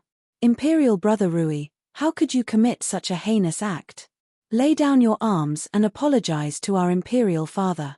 Considering the bond of father and son, he surely won't. 13, you're almost an adult now. Why are you still so naive? Before Prince An could finish, Prince Rui interrupted him. Seeing the bewildered look in Prince An's eyes, Prince Rui continued, Considering our father's temperament, do you really believe he would spare me if I laid down my arms now? Death is inevitable either way. Why not fight for it? After all, I have no way out now. Imperial brother Rui? There's no need to say any more. 13. You brought this upon yourself. Don't blame your brother. As Prince Rui's words trailed off, he ordered, capture Prince An. With Prince Rui's command, soldiers immediately advanced towards Prince An. Seeing this, Prince An froze in shock. However, at that moment, the city gate opened. The first to rush out was Han Feng. He raced to Prince An's side and yelled, "Protect Prince An." Under Han Feng's protection, Prince An and his guards retreated into the Qianqing palace. Watching the gates close, fury burned in Prince Rui's eyes.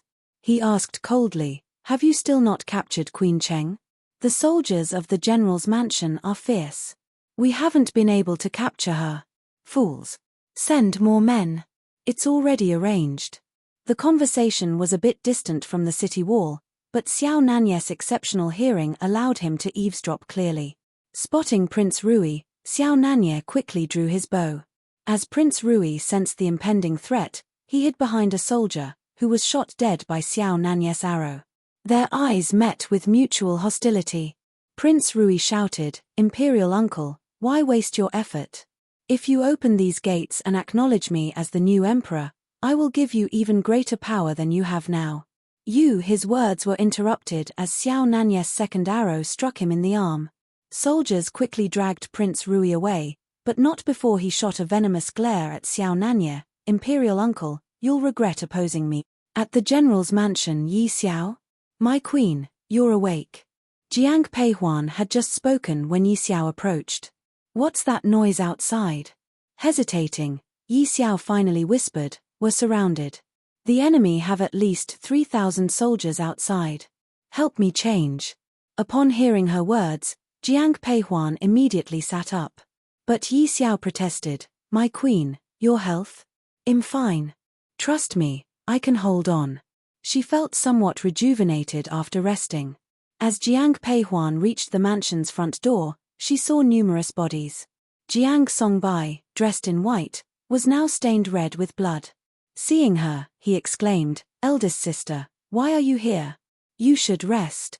But Jiang Peihuan smiled, patting his shoulder reassuringly, "I'm fine. Don't worry." "Deputy General Liu?" Jiang Peihuan's words were interrupted by screams.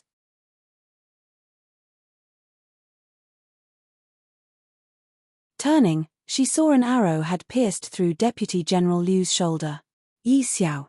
Hearing her call, Yi Xiao immediately began treating Deputy General Liu. "Eldest sister, be careful." Just as Jiang Peihuan was about to move forward, Jiang Songbai grabbed her. She then saw a volley of fireballs hurled into the general's mansion. In no time, the entire mansion was ablaze. Seeing this, a fierce anger ignited in Jiang Peihuan's eyes.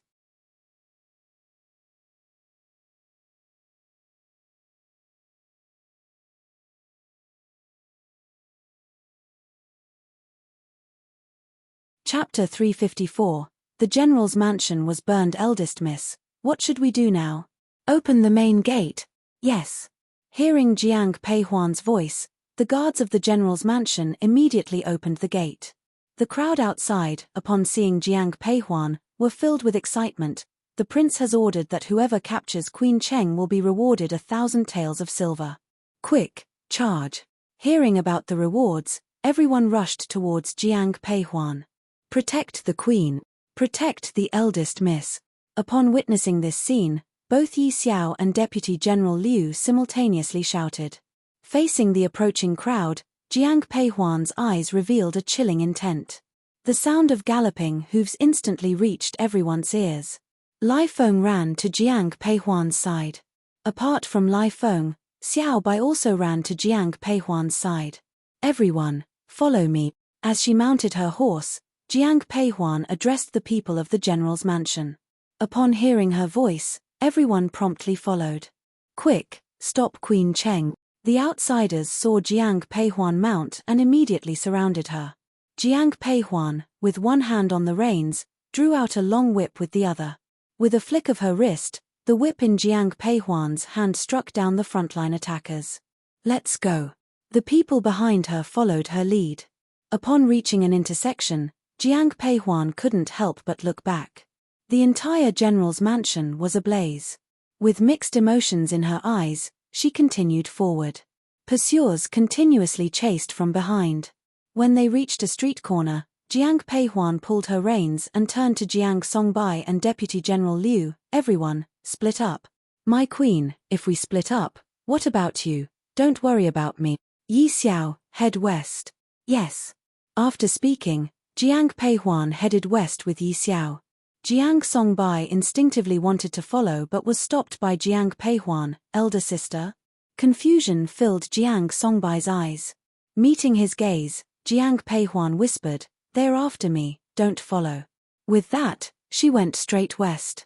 An hour later, those soldiers surrounding the general's mansion also headed west. Witnessing this, Jiang Songbai instinctively wanted to chase, but was held back by Deputy General Liu. Third young master, our priority is to find reinforcements.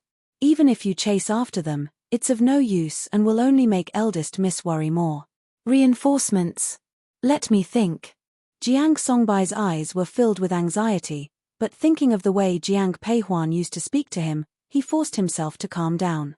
At this time, Han Feng had already appeared at the general's mansion with a team of men and horses. Seeing the flames shooting up into the sky from the general's mansion, Han Feng's expression changed drastically.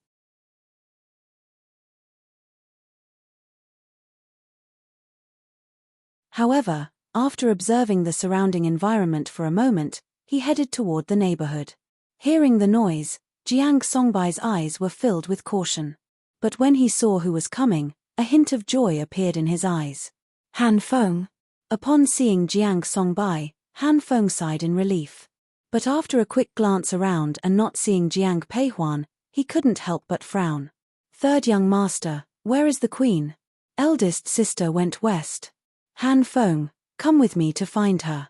Upon hearing Jiang Songbai's words, Han Feng didn't hesitate and immediately headed west. Jiang Peihuan, accompanied by Yi Xiao, went directly to the West Mountain.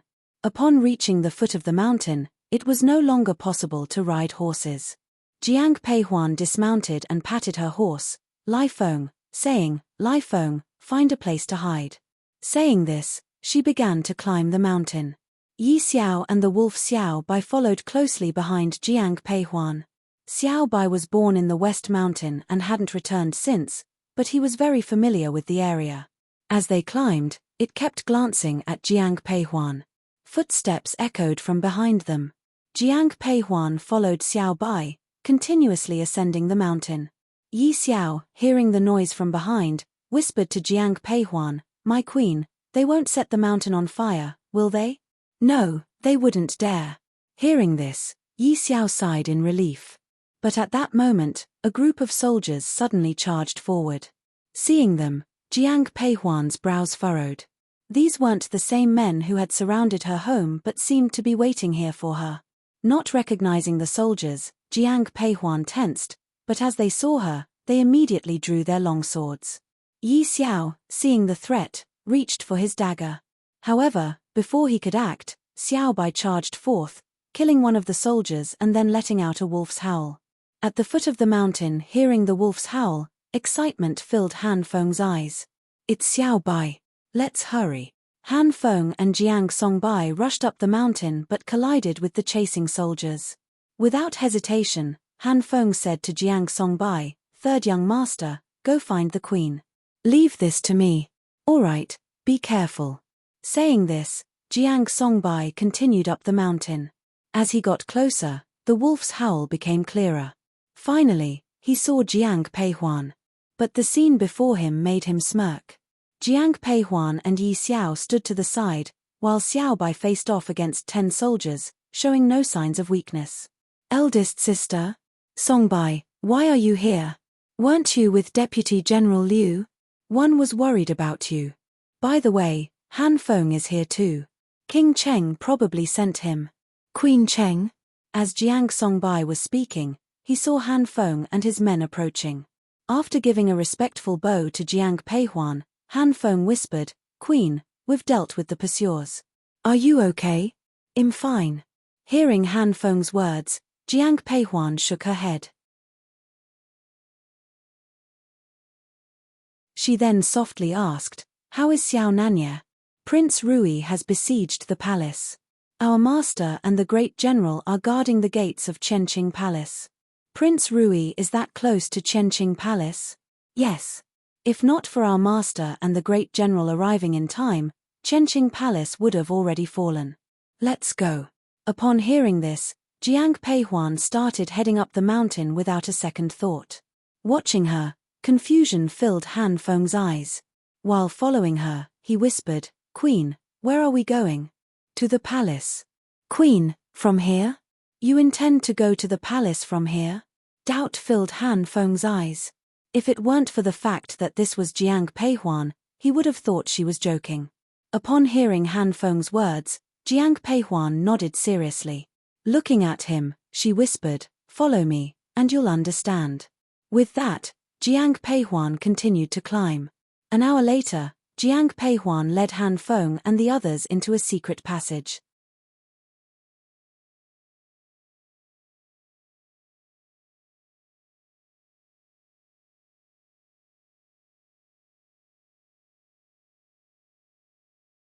Chapter 355, Teaching Consort Meng a Lesson. My queen, how did you know about the secret passage on West Mountain?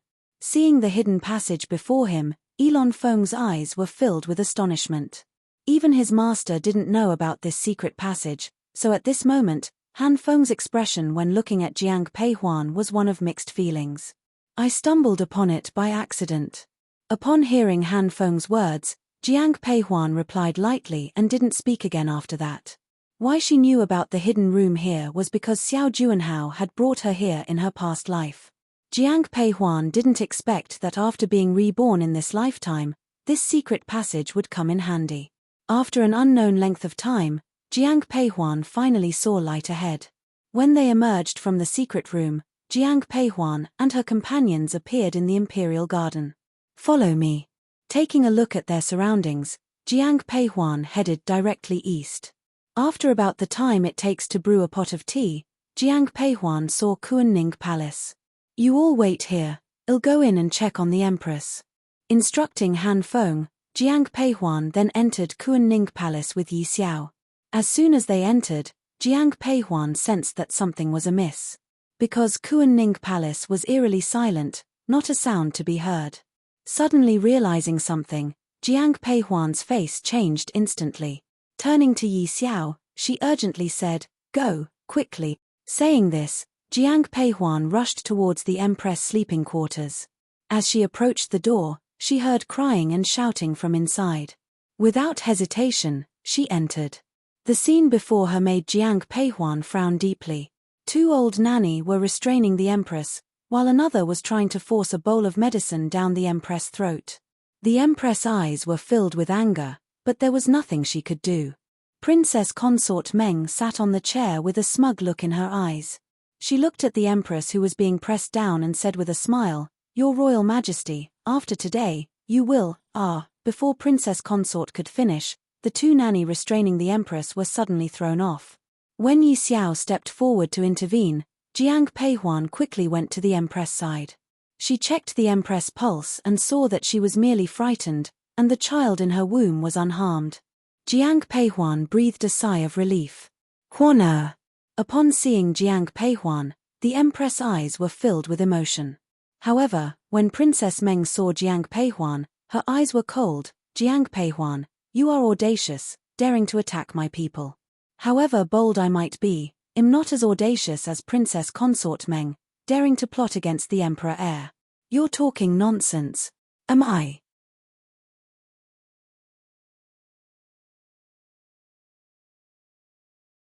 "Does Princess Consort Meng want to take a look at the medicine on the floor?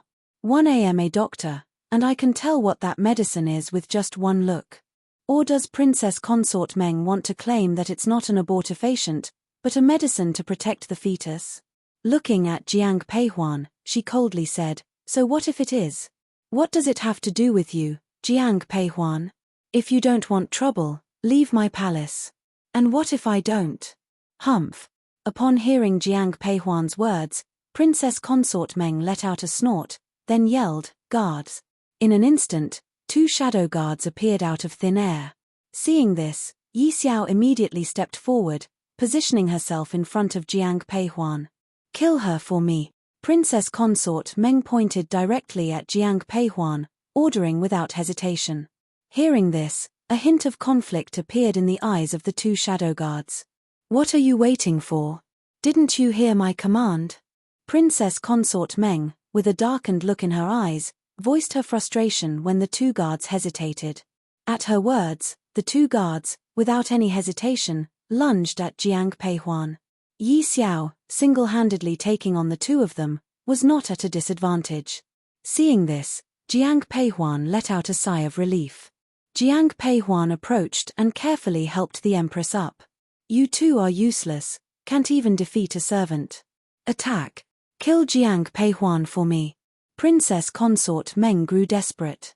The maids and eunuchs by her side exchanged glances, then charged towards Jiang Peihuan. Jiang Peihuan said nothing, drawing a long whip from her waist. With a swift flick of the black whip, she knocked the maids to the ground. Finally, the whip lashed out, aiming directly at Princess Consort Meng. Seeing this, Princess Consort Meng shrieked, "Jiang Peihuan, how dare you!" As the words left Consort Meng's mouth, the whip in Jiang Peihuan's hand wrapped around her neck.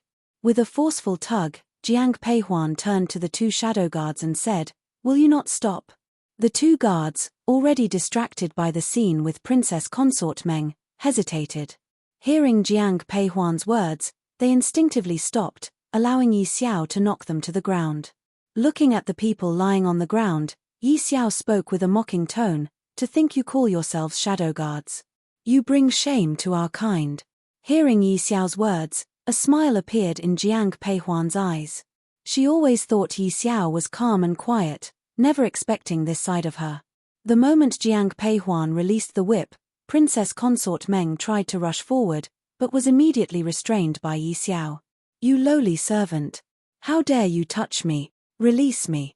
If you shout again, believe me, I'll scar your face." Facing Princess Consort Meng's threat, Yi Xiao responded coldly. As she spoke, she pulled out a dagger, pointing it at Princess Consort Meng's face.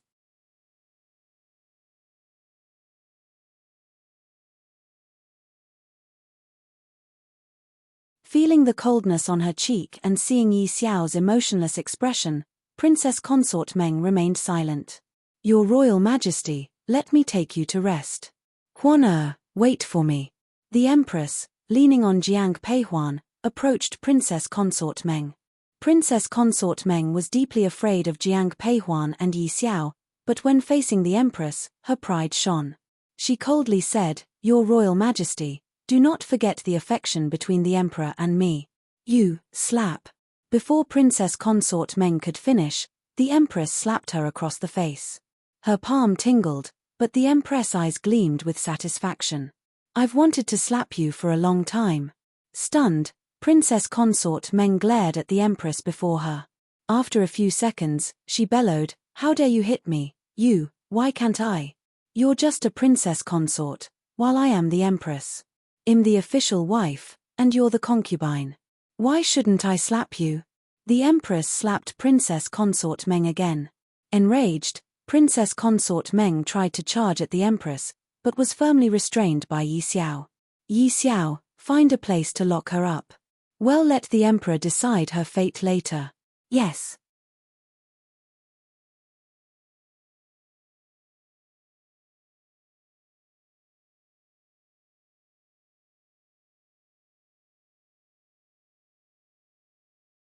Chapter 356, Xiao Nanye arrives. Let go of me, let go of me. When she was caught, Princess Consort Meng struggled desperately, but those brought by Yi Xiao didn't pay her any mind. At this moment, Princess Consort Meng shouted at Jiang Peihuan, "Jiang Peihuan, dare you lay a hand on me? Do you want to defy your superior? Aren't you afraid that the Jiang family will be implicated because of you?" "Princess Consort, it is you who are defying your superior, not me," Jiang Peihuan interrupted before Princess Consort Meng could finish. Afterward, Jiang Peihuan didn't give her another glance. Just then, Hurried footsteps were heard from outside. Jiang Peihuan's expression changed instantly. The sound of uniform footsteps reached her ears. Soon, she saw a group of soldiers marching towards her, their eyes cold. Clearly, they were foes, not friends. Then a man wearing a purple gold crown appeared.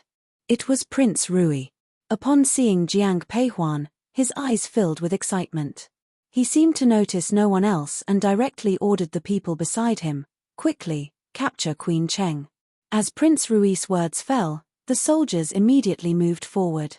But at this moment, the Empress shouted coldly, "Stop! Prince Rui, what are you trying to do?" Seeing the Empress, Prince Rui frowned but still stepped forward to bow. "Your son pays his respects, Imperial Mother." Though he bowed, the look he gave the Empress held not an ounce of respect. After his bow, before the Empress could speak, Prince Rui said, "Imperial Mother, one just want to take Jiang Peihuan away. Do not interfere in matters that don't concern you. And what if one choose to interfere?" As the words of Prince Rui ended, the Empress spoke immediately. Stepping forward, she stared at Prince Rui. "Would you dare kill me?" Hearing the Empress' words, Prince Rui let out a cold chuckle as if hearing a pleasant joke. Though a faint smile lingered on his face, his eyes were filled with gloom and mockery. Staring coldly at the Empress, Prince Rui whispered, "Since you refuse the toast, Imperial Mother, please don't blame me." With that, he commanded, "Spare only Queen Cheng. Kill the rest." "Prince Rui, the Empress is your Imperial Mother. How dare you? Once one ascend to the throne, none of this will matter. Attack! Yi Xiao, protect the Empress." Seeing the soldiers rushing in, Jiang Peihuan quickly turned to Yi Xiao. Worry filled Yi Xiao's eyes, but he positioned himself in front of the Empress. All eyes were on the Empress and Jiang Peihuan. No one noticed Princess Consort Meng. Taking this opportunity, Princess Consort Meng slipped away from the Kuan-Ning Palace. "Empress, follow me." Seeing more soldiers pouring in, Jiang Peihuan grabbed the Empress' hand and ran towards the back of the palace.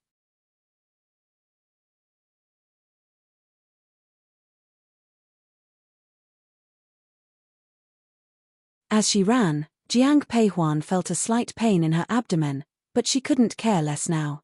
"Jiang Peihuan, where do you think you can escape to today?" Prince Rui's voice echoed in her ears. Then, a cold breeze brushed past Jiang Peihuan's ear. Instinctively, she pushed the Empress away. A long sword thrust past her. Jiang Peihuan drew out a whip and lashed back. Princess Rui, holding a long sword, stared intently at Jiang Peihuan. Jiang Peihuan wanted to strike first, but a sharp pain from her abdomen made her instinctively cover her stomach. "Huan." The Empress, witnessing this, hastily grasped Jiang Peihuan's hand. Upon seeing this, Princess' eyes flashed surprise. Still, he coldly said, "Jiang Peihuan, now you can no longer, Before Rui Wang could finish, he felt a sharp pain in his shoulder. He instinctively turned around to see Xiao Nanye rushing towards him. Desperation filled Xiao Nanye's eyes as he ran with Han Feng. "Huan."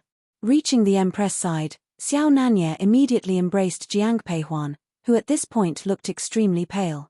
But upon seeing Xiao Nanye, she managed a weak smile. "Xiao Nanye, Huan." Before Jiang Peihuan could finish, she blacked out. Witnessing this, Xiao Nanye was consumed with worry. He continuously called out to the unconscious Jiang Peihuan, but she showed no response. "Nanye, quickly take Huan to the chamber and summon the imperial doctor." Hearing the Empress command, Xiao Nanye cradled Jiang Peihuan. Soon after, Yi Xiao approached. After checking Jiang Peihuan's pulse, Yi Xiao informed Xiao Nanye, "The queen is overly fatigued and has disturbed her fetal energy. She needs proper rest." While speaking, Yi Xiao gave Jiang Peihuan another acupuncture treatment and changed the bandage on her arm. Seeing Jiang Peihuan's injury, Xiao Nanye's eyes darkened. "Who caused this injury to the queen?" "After you and the great general entered the palace, the general's mansion was surrounded. The queen and the third young master defended the entrance, and those people set the mansion on fire. The queen was injured while protecting the people inside," Yi Xiao whispered. Although Yi Xiao's words were brief, Xiao Nanye could clearly sense the severity of the situation. Observing the unconscious Jiang Peihuan, Xiao Nanye quietly asked, "Where are the old madam and the others?" The queen asked the old madam, the second and third madams, and the young master to escape through a secret tunnel, Yi Xiao replied. Upon hearing this, Xiao Nanye turned to Han Feng, "Notify the young general to rendezvous with them." "Yes. Master, what about the emperor?" "No need to worry. Aren't all the princes here?" Xiao Nanye's words contained a hint of sarcasm. Seeing this, Han Feng chose not to say more and promptly left. Jiang Changbai continued to assist the princes in repelling the invaders. After hearing Han Feng's words, he immediately left the palace.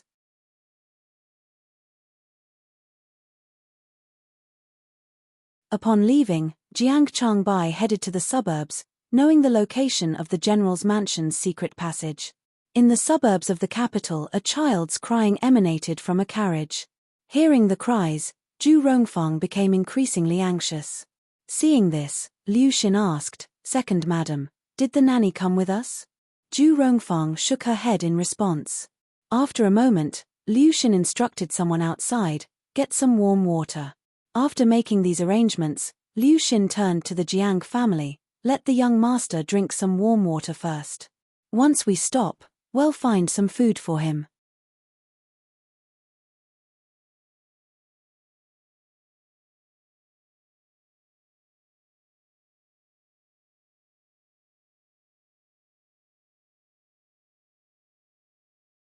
Chapter 357, Liu Xin saving everyone now, this is all we can do. Xin how did you end up here? At this moment, Liu Xiu turned to her niece. The secret tunnel was narrow, making it impossible to transport the cart. As the Jiang family emerged in the suburbs and were at a loss, they saw Liu Xin approaching. Soon after, they all boarded Liu Xin's cart. Hearing Liu Xiu's words, Liu Xin whispered, "The city is in chaos. My father and elder brother, concerned for my safety, ordered someone to escort me out of the city to our country estate. I saw you all while passing by and came over. Anyway, we're really indebted to you today." At this, old Madame Jiang softly addressed Liu Xin. Hearing this, Liu Xin quickly responded, "Old Madam, please don't say that. Anyone would have done the same." Old Madame Jiang didn't add anything further, but her look towards Liu Xin became even warmer. Counting this instance, it was the second time Liu Xin had come to her aid. Perhaps this was destiny. She should no longer hinder that matter. Thinking of it, the old madam's gaze inadvertently settled on Liu Xin. Setting aside Liu family's origins, she was quite pleased with Liu Xin herself. "Miss, there are pursuers coming from behind." At this moment, the coachman outside suddenly spoke up. Hearing this, Liu Xin's complexion changed. The expressions of everyone else in the cart also shifted. "What should we do?" Zhu Rongfang exclaimed in full panic. Liu Xin directly lifted the curtain and asked the person outside, "Do you know who these pursuers are?" After a brief silence, the coachman whispered, "I don't recognize them, but they seem to be strangers.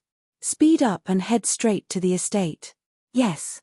Hearing Liu Xin's command, the coachman immediately whipped the horses into a faster pace. Liu Xin quickly steadied old Madame Jiang, whispering, "Hold on a little longer, old madam. We'll be there soon. I'm fine, don't mind me."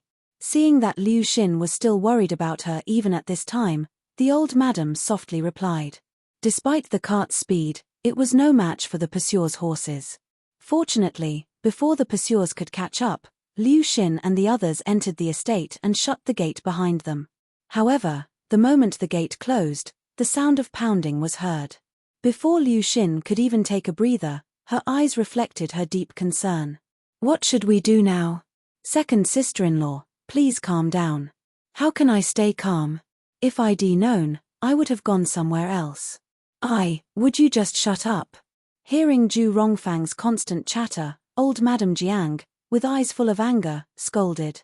Zhu Rongfang wanted to say something but couldn't muster a word against the old madam's fierce gaze.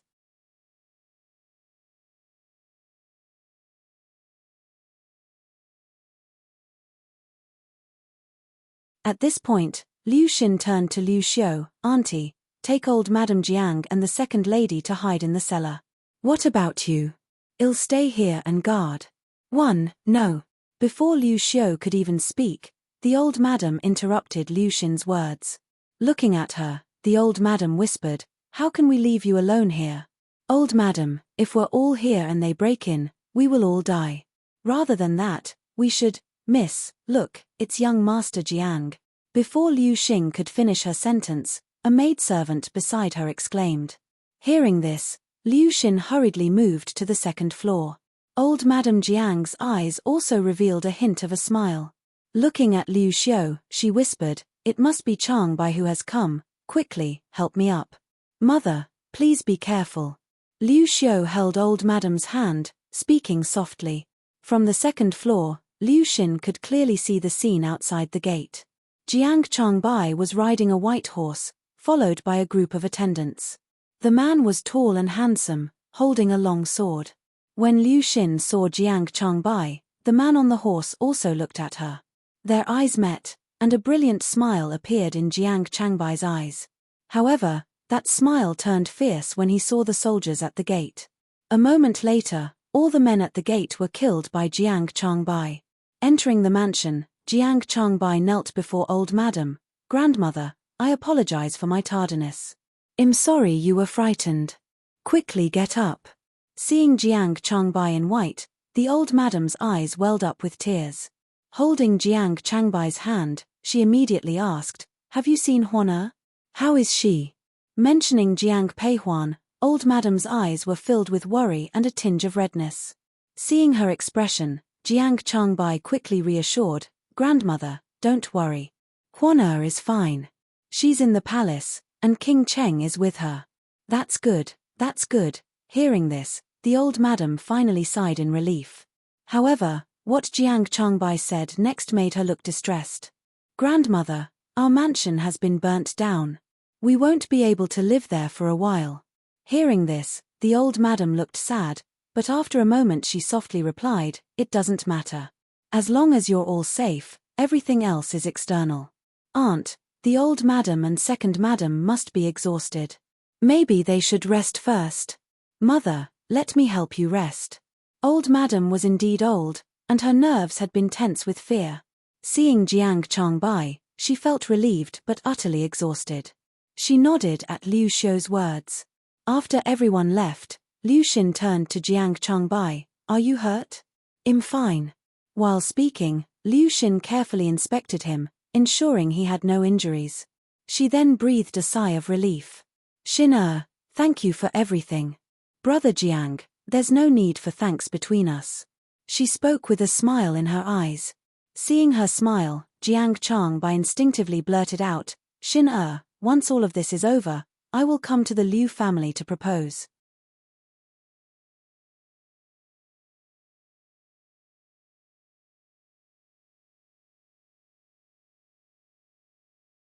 Propose.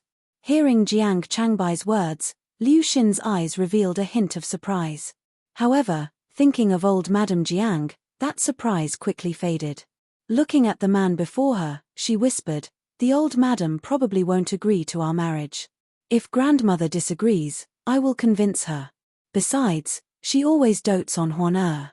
If I ask Huan to mediate, it will surely work. And, I've decided. Even if grandmother doesn't agree, I will still marry you." Hearing this, Liu Xin didn't say anything. Because she genuinely liked Jiang Changbai and truly wanted to marry him. In the imperial palace. Perhaps because she saw Xiao Nanye, Jiang Peihuan felt relaxed. As a result, she slept till evening.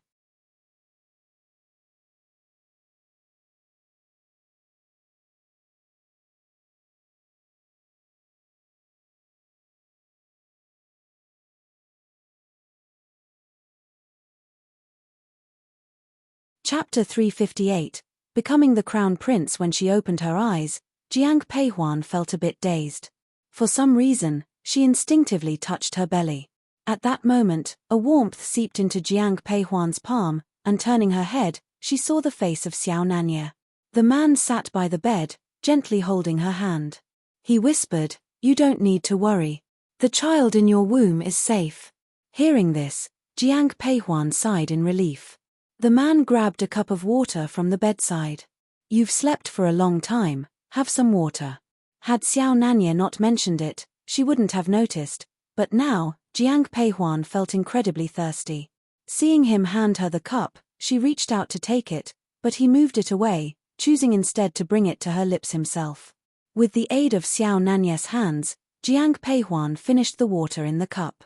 After drinking, she felt her throat much more comfortable. Would you like more? Xiao Nanya asked softly, looking at her. Hearing his voice, Jiang Peihuan shook her head. Then, she looked at him and asked, is everything settled? Yes, he nodded in response to Jiang Peihuan's inquiry.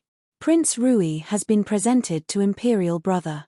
And Princess Consort Meng has been handed over to him for punishment. Oh right, I've already asked Changbai elder brother to look for grandmother and the others, so you don't have to worry. Greetings to the great general and first madam. At this moment, the voice of Yi Xiao came from outside the door. Shortly after, Jiang Peihuan saw Jiang Hong and Shui Yang enter. Father, mother. Seeing them, Jiang Peihuan attempted to sit up but was held back by Shui Yang. Don't move.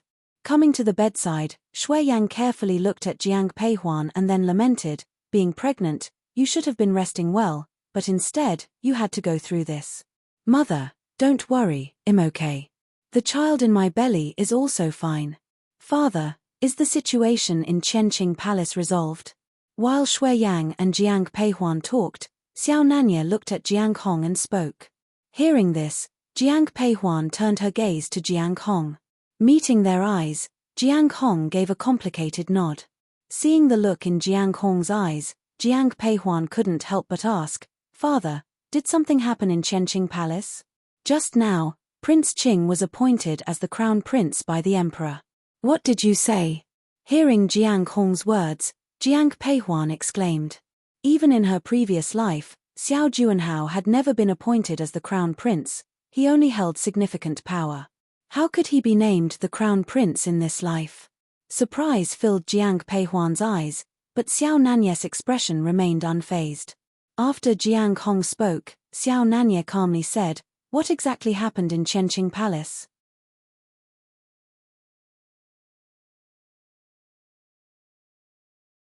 Hearing Xiao Nanya's words, Jiang Hong nodded. He then whispered, Prince Rui suddenly broke free from his restraints in Qianqing Palace.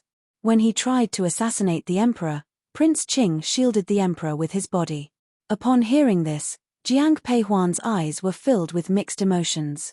However, Shui Yang changed the topic immediately. Looking at Jiang Peihuan, who was lying in bed, she whispered, this is the Empress chamber. It's not appropriate for you to recover here. It's best if you leave the palace soon. However, one heard that the general's mansion was burned down. You should return to the Cheng mansion with him for the time being. Mother, it will take some time to repair the general's mansion. During this period, you, father, and grandmother can all stay at the Cheng's mansion, Jiang Peihuan suggested. As soon as Shui Yang finished speaking, Xiao Nanya turned to address her. However, upon hearing this, Shui Yang shook her head. Seeing her mother's reaction, Jiang Peihuan couldn't help but say, Mother, are you worried about being a burden? The Cheng mansion is large, it's not because of that. Before Jiang Peihuan could finish, Shui Yang gently interrupted. Facing Jiang Peihuan's puzzled expression, Shui Yang continued, regardless, now that Prince Qing has been appointed crown prince, the situation in the court will change rapidly. If your father and I move to the Cheng's mansion now, it might attract unnecessary gossip. Hearing this, Jiang Peihuan frowned but remained silent. At this moment, Jiang Hong softly spoke, Huan don't worry about us. Some time ago, your mother bought a house in the city. Although it's small, it's good enough for us to live in temporarily. Greetings to the Empress. Suddenly, footsteps were heard from the entrance, and Jiang Peihuan saw the Empress coming in, supported by a maidservant. Upon seeing her, Jiang Hong and his wife quickly bowed. Jiang Peihuan also tried to rise in respect, but the Empress stopped her, saying, Huan you're not in good health, no need for formalities. Taking the Empress' advice, Jiang Peihuan didn't insist. However, after the Empress sat down, Jiang Peihuan spoke up, "Your Royal Majesty, I plan to leave the palace soon." "Why so soon?" "Recovering in your quarters isn't proper. Your kindness and compassion are evident, but I cannot cause you trouble."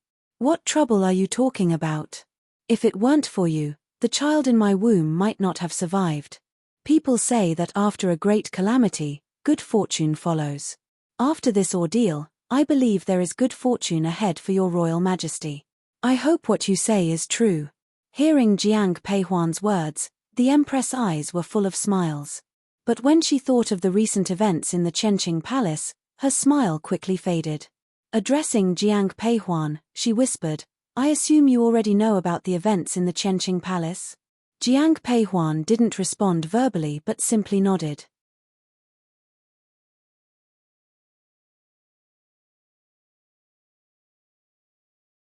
Seeing her nod, the Empress' eyes revealed a hint of bitterness, yet she didn't say anything further. An hour later, Jiang Peihuan and Xiao Nanye left the palace together. From the moment they left Kuan-Ning Palace, Xiao Nanye carried Jiang Peihuan all the way. Even though she repeatedly told him she was fine, he insisted on carrying her, leaving her no choice but to acquiesce. Xiao Nanye then helped Jiang Peihuan into the carriage. The carriage then headed towards the Cheng's mansion. Though Jiang Peihuan and Xiao Nanye hadn't lived there for a long time, the mansion was still well maintained. Yu and Lu their servants, had already arrived. Once they were in the courtyard, Xiao Nanye carried Jiang Peihuan into their room. Once she was laid on the bed, Jiang Peihuan looked at the man beside her and said, "Xiao Nanye, I'm really fine. You don't have to be so careful. Yi Xiao already told me. You've had 2 miscarriage scares, so you need to rest and recover." For the following days, Xiao Nanye stayed by Jiang Peihuan's side, even foregoing his duties at court.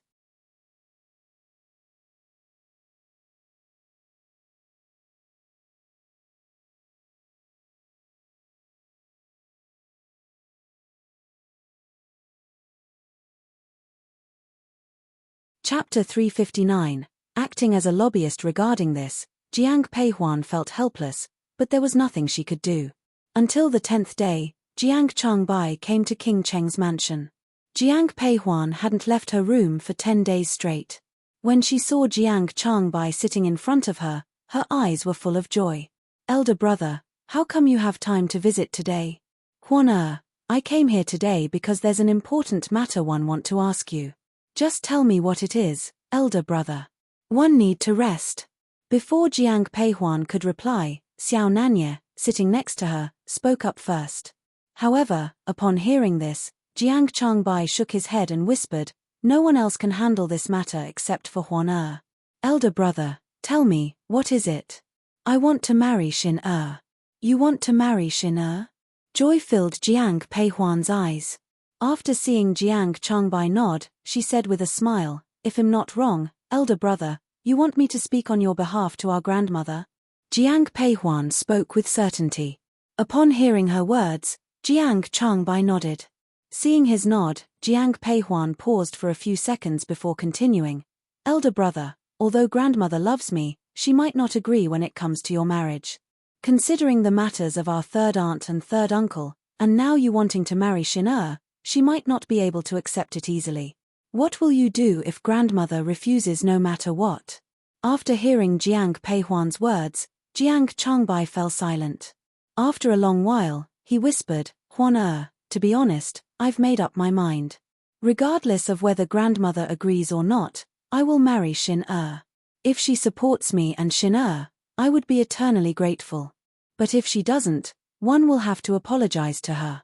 Hearing this, both Jiang Peihuan and Xiao Nanye became silent. Eventually, Jiang Peihuan said with a smile, "No worries, I'll speak on your behalf to our grandmother. If she refuses, I'll go see her multiple times. Given how much she dotes on me, she might agree. What will you do to thank me then?" Seeing the smile on Jiang Peihuan's face, Jiang Changbai also smiled, meeting her gaze. He said, "If you can get grandmother's approval for my marriage to Xin I will always heed your advice in the future. Whatever you ask of me, one won't refuse. You better remember what you promised," she teased. 2 hours later, Jiang Peihuan and Xiao Nanya headed to the Jiang family residence. The residence was much smaller than the general's mansion, but the largest courtyard in the back was reserved for old Madame Jiang. When Jiang Peihuan and Xiao Nanya entered the courtyard, old Madame Jiang was chatting with Liu Xiu. Shui Yang was busy, and Zhu Rongfang was taking care of her children.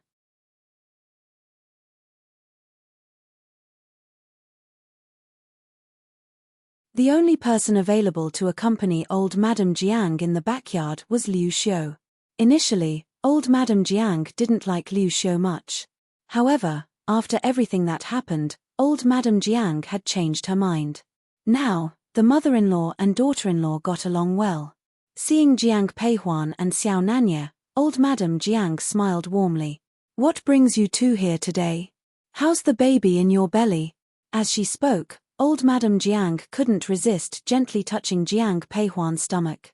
Seeing the concern in old Madame Jiang's eyes, Jiang Peihuan whispered, "Don't worry, grandmother. The baby is doing well. That's good. In just over half a year, I'll become a great-grandmother. Grandmother, the reason I came today is on someone else's behalf." "Oh, whose behalf?" "My elder brother." Hearing old Madame Jiang's response, Jiang Peihuan didn't hesitate and began to speak. Upon hearing the name Jiang Changbai, the eyes of the old madam flickered. Sitting nearby, Liu Xiu seemed to recall something, revealing a complex expression in her eyes. "Grandmother, elder brother said he wants to start a family and marry a sister-in-law for me. Your elder brother is not young anymore, and it's about time for him to get married. This is good news." "That's what I think too. But the girl elder brother wants to marry needs your approval, grandmother. He wants to marry Xin doesn't he?" Before Jiang Peihuan could continue, the old madam interrupted. Seeing the old madam's directness, a hint of worry appeared in Jiang Peihuan's eyes. However, she nodded with a smile, "Nothing can be hidden from you, grandmother." The old madam sighed deeply and then laughed, looking at Jiang Peihuan. "My dear, don't think one don't know what's on your mind. Did you all assume that I would oppose this marriage? Initially, one did oppose it, but that girl has saved my life twice. Even if I had reservations, I should let them go. Grandmother, does that mean you agree?" Hearing the old madam's words, Jiang Peihuan was full of surprise. Sitting nearby, Liu Xiu's eyes widened, filled with excitement. However, the old madam glared at Jiang Peihuan. "Despite my usual affection for you, in critical times, you still side with that boy Changbai. Never mind, call that boy over, grandmother." Before the old madam could finish, Jiang Changbai rushed in. After kneeling and paying respects to the old madam, he looked at her with gratitude. "Thank you, grandmother, for your blessing." The old madam originally wanted to maintain her stern demeanor, but seeing Jiang Changbai's joy, a smile appeared in her eyes. She said, "Get up. Xin is a good girl. You must treat her well in the future." "Yes." "Yu Zhen, bring the things I prepared." "Yes." Nanny had been standing quietly on the side. After hearing the old madam's words, she went inside. Moments later, she returned holding a large wooden box. Seeing the box in Nanny's hands, the old madam whispered, "Give it to him." "Grandmother, what is this?"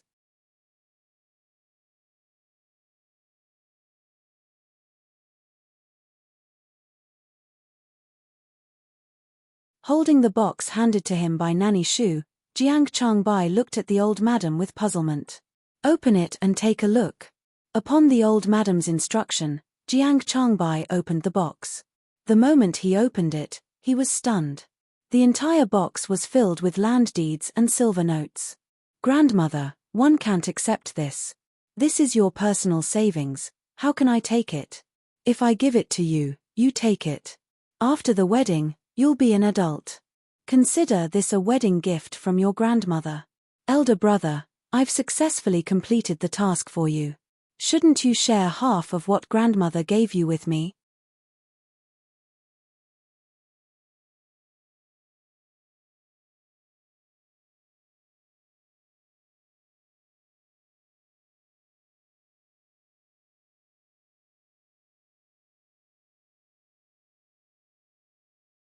Chapter 360, Jiang Changbai's wedding. Jiang Changbai was about to refuse when Jiang Peihuan laughed and spoke up.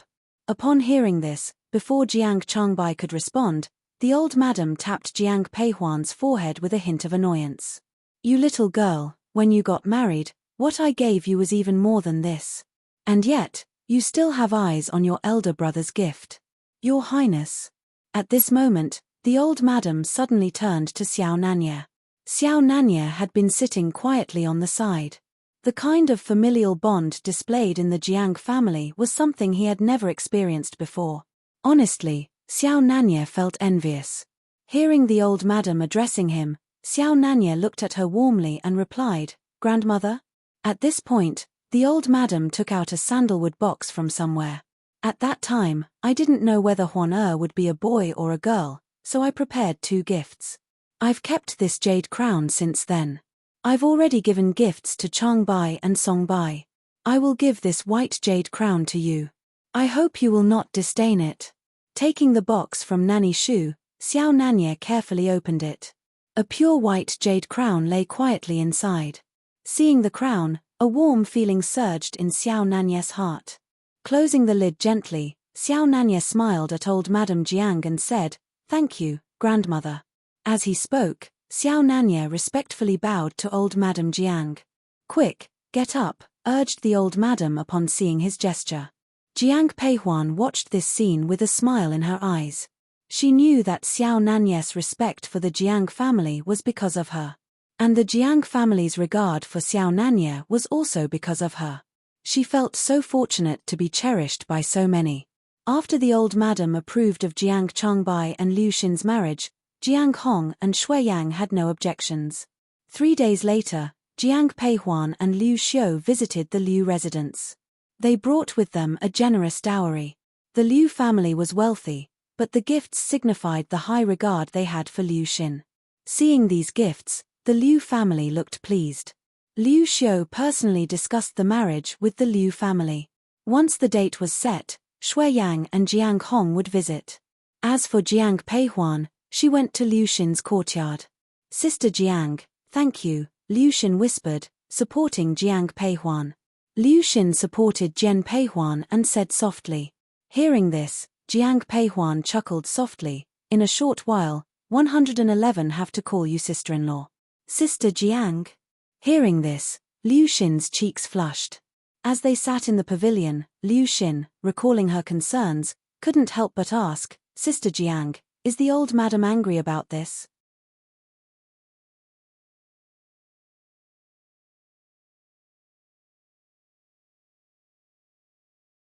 Seeing the worry in Liu Xin's eyes, Jiang Peihuan held her hand and whispered, "Xin, rest assured, grandmother is very pleased with this marriage. You have nothing to worry about. Although grandmother is stubborn, she is essentially kind-hearted. I know. In the future, when I go to the Jiang family, I will surely be filial to old Madame Jiang."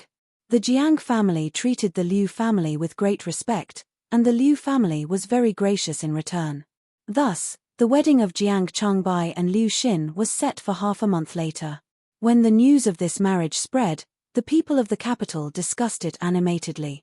Some said that Liu Xin was fortunate, as a merchant's daughter, to marry the eldest son of the general's mansion. Others whispered that Liu Xin had used underhanded methods.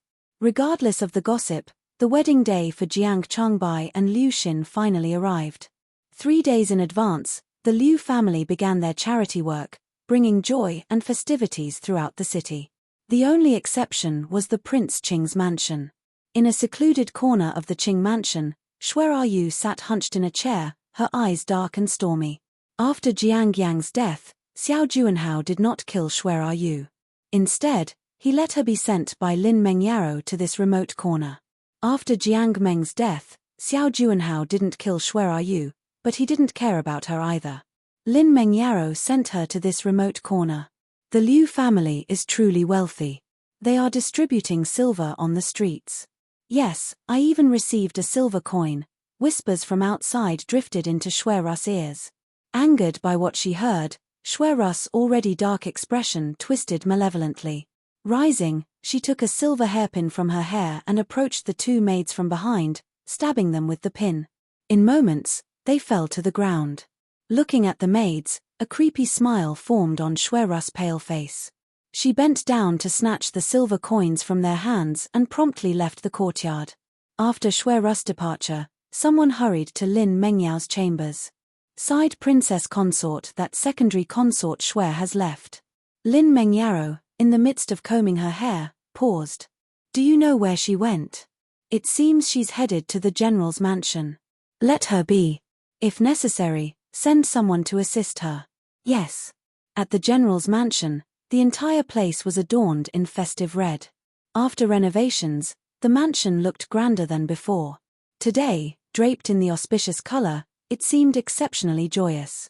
In the main hall, Jiang Peihuan, Xiao Nanye, and the Jiang family gathered for the wedding ceremony. Jiang Hong and his wife, Shui Yang, sat at the head seats, waiting with smiles. They are here.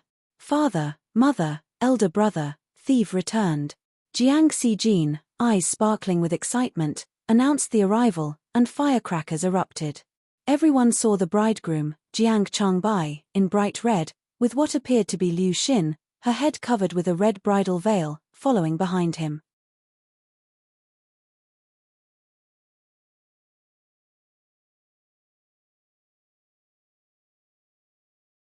As Liu Xin ascended the stairs, Jiang Peihuan's brow furrowed slightly.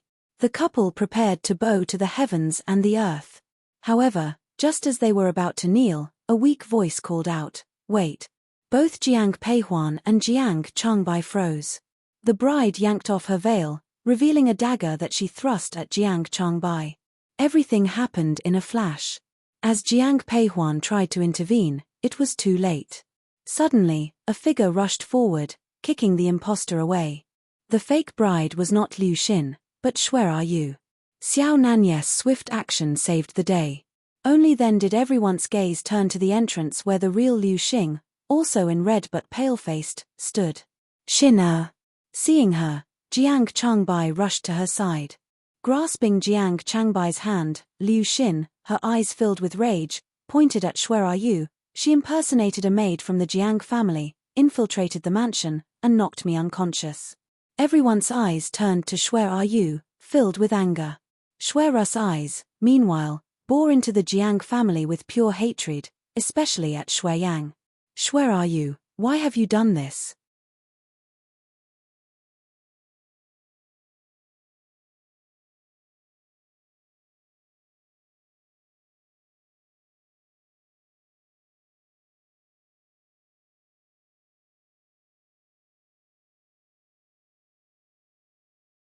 Chapter 361, Marriage. At this moment, the look on Shui Yang's face as she gazed at Shueryu was filled with both confusion and annoyance. Why? You're asking me? Upon hearing Shui Yang's words, Shueryu let out a burst of laughter, her smile filled with mockery. It was I who first took a liking to Jiang Changbai. Why did you refuse to let me marry him? You had your eyes on Changbai? Hearing Shuerus' words, Shui Yang was taken aback. However, after a few seconds of reflection, rage filled Shui Yang's eyes.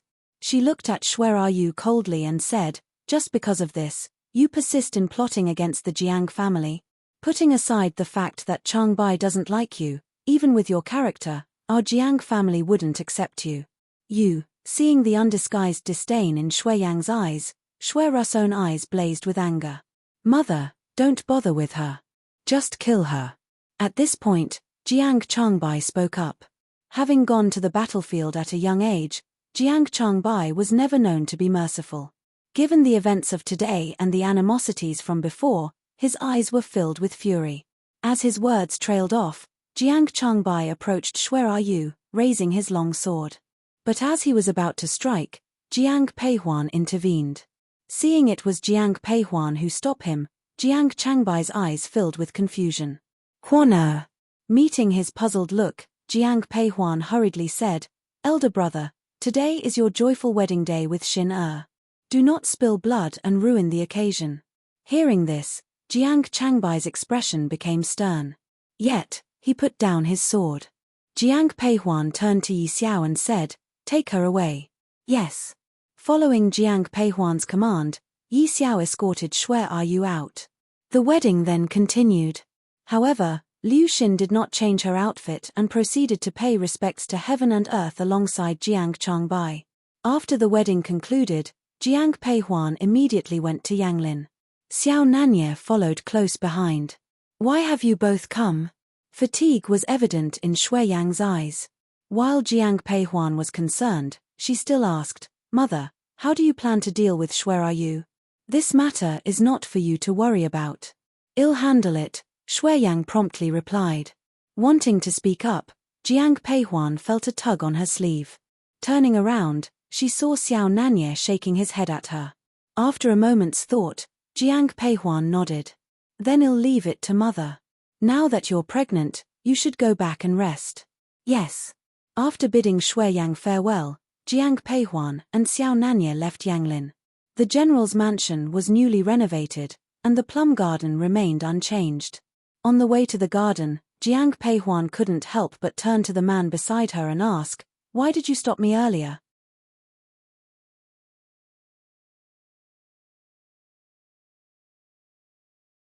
At this point, Mother is already in a very difficult position, and she already has her own thoughts in mind.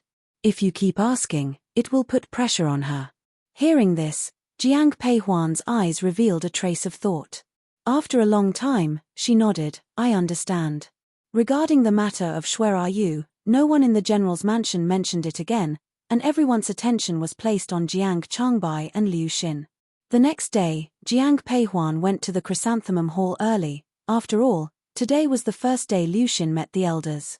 When Jiang Peihuan and Xiao Nanye arrived at the chrysanthemum hall, almost all the Jiang family members had arrived, even Jiang Ruyun and Cao Jun were there. Seeing Jiang Peihuan arrive, everyone greeted her with smiles. The old madam took her hand directly. Old madam, eldest young master and Miss Liu are here. At this moment, the voice of a maid came from outside the door. Then, everyone looked towards the entrance. Liu Xin and Jiang Changbai walked in together. Since they were newlyweds, both were dressed festively. Xiao Nanye wore a red robe, and Liu Xin also wore a red dress. Seeing the two coming together, both the old madam and Shui Yang showed smiles on their faces. Among them, Liu Xiu was the happiest. Liu Xin was her niece. In the Jiang family, although everyone was kind, having Liu Xin as a companion always made Liu Xiu feel more comfortable. Greetings to grandmother. Amid everyone's smiles, Liu Xin and Jiang Changbai knelt down to greet old Madam Jiang. Seeing them kneel, the old madam quickly said, Quickly, get up. Yu Zhen, help them up. Upon hearing the old madam's words, Nanny Shu quickly stepped forward to help Liu Xin up. At this time, the old madam handed Liu Xin a red envelope and a box. This is a gift from your grandmother, take it. Seeing the gifts from the old madam, Liu Xin quickly thanked her, Thank you, grandmother. After greeting the old madam, Liu Xin then greeted Jiang Hong and Shui Yang. Father, please have some tea. Mother, please have some tea. Both Jiang Hong and Shui Yang gave generous gifts. Jiang Yuan and Jiang Ren also gave gifts. After that, it was time for Liu Xin to give her gifts. Since Jiang Changbai was the eldest in the family, after marrying into the Jiang family, Liu Xin became the eldest sister-in-law. Seeing Jiang Xijin and Jiang Songbai paying their respects, Liu Xin quickly told them to rise. After they stood up, Liu Xin took out the prepared gifts. Liu Xin prepared the 4 treasures of the study for Jiang Songbai. For Jiang Xijin, she prepared jewelry and a dagger inlaid with gems. Seeing the dagger, Jiang Xijin's eyes were full of smiles. Thank you, eldest sister-in-law. I'm glad you like it. Seeing the smile in Jiang Xijin's eyes, Liu Xin also smiled. For Jiang Ruyun, Liu Xin prepared jewelry that was more in line with her temperament. Seeing the jewelry, Jiang Ruyun sincerely thanked, Thank you, eldest sister-in-law. Finally, it was Jiang Peihuan's turn. Liu Xin handed Jiang Peihuan a box and said with a smile, Sister Jiang, I know you lack nothing, but this peace pendant was personally selected by me, I hope you like it. Upon hearing Liu Xin's words, Jiang Peihuan opened the box. Inside lay a jade pendant for peace. Upon a glance, Jiang Peihuan knew it wasn't ordinary and smiled, I really like it. Thank you, eldest sister-in-law. Sister Jiang, you can just call me by my name from now on. Although Liu Xin was younger than Jiang Peihuan, she was her elder in terms of relationship. So, they decided to call each other by their names.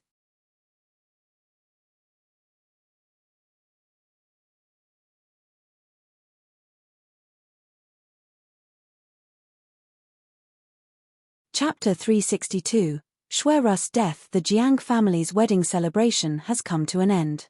When everyone had left, Shui Yang went to the general's mansion's firewood room. Shueru was lying in the firewood room, her eyes filled with hatred. When she heard a sound, she instinctively looked towards the door. Seeing the person who entered, Shueru showed a hint of surprise in her eyes. It's you? When do you plan to let me go? You might not be able to leave. Hearing Shui Yang's words, Shueru was taken aback. After a few seconds of silence, she looked at Shui Yang and laughed. Aunt, do you plan to kill me? Although she was laughing, there was not a hint of a smile in Shueru's eyes. On closer inspection, there was even a hint of panic. Hearing Shueru's words, Shui Yang nodded and directly said, You guessed right. I indeed plan to kill you. There was seriousness in Shui Yang's eyes. Seeing her expression, fear appeared in Shueru's eyes. After a few seconds, her eyes darkened as she glared at Shui Yang. Have you gone mad? I am your own niece. Because you're my niece, you've lived till now. Shueru, one can't let you harm my child anymore. So, today, you must die. If you kill me, how will you explain to my father? I will seek forgiveness from Big Brother. As soon as Shueru finished speaking, Shui Yang instructed someone by her side, Bring it here. Following Shui Yang's command, a maid brought a bowl of medicine. Give it to her. No, I won't drink, one won't. Seeing the maid approaching her, Shueru screamed in disbelief, unable to fathom that Shui Yang would actually kill her. But before Shueru could finish, the maid grabbed her hand. The bowl of medicine was then poured into Shueru's mouth.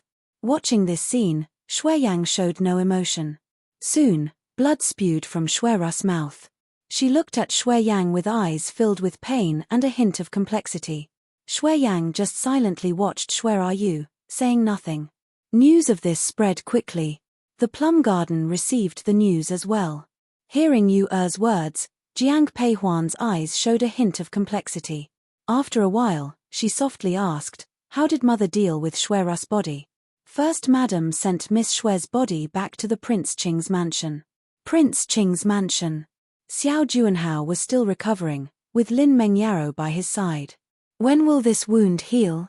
Looking at Lin Mengyaro applying medicine, Xiao Juanhao softly inquired. After carefully tending to the wound, Lin Mengyaro softly replied, The wound is deep, it will take at least a month to heal. Hearing Lin Mengyao's words, Xiao Juanhao frowned but remained silent. When he saw Prince Rui attempting to assassinate Emperor Qiming, Xiao Juanhao immediately stepped in to block. As Prince Rui's sword pierced his body, Xiao Juanhao was prepared to die, but surprisingly he survived.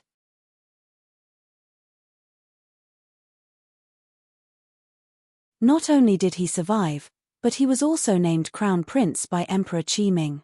When he heard this news, excitement filled Xiao Juanhao's eyes. However, now, he felt no excitement at all. Because Emperor Qiming only named him Crown Prince but showed no intention of letting him move into the East Palace. So, even though Xiao Juanhao was now the Crown Prince, he still lived in the Prince Qing's mansion. Your Highness. At this moment, the voice of a maid came from outside the door. Lin Mengyaro looked at Xiao Juanhao, then walked outside. What is it? When she stepped out, Lin Mengyao's eyes were filled with coldness.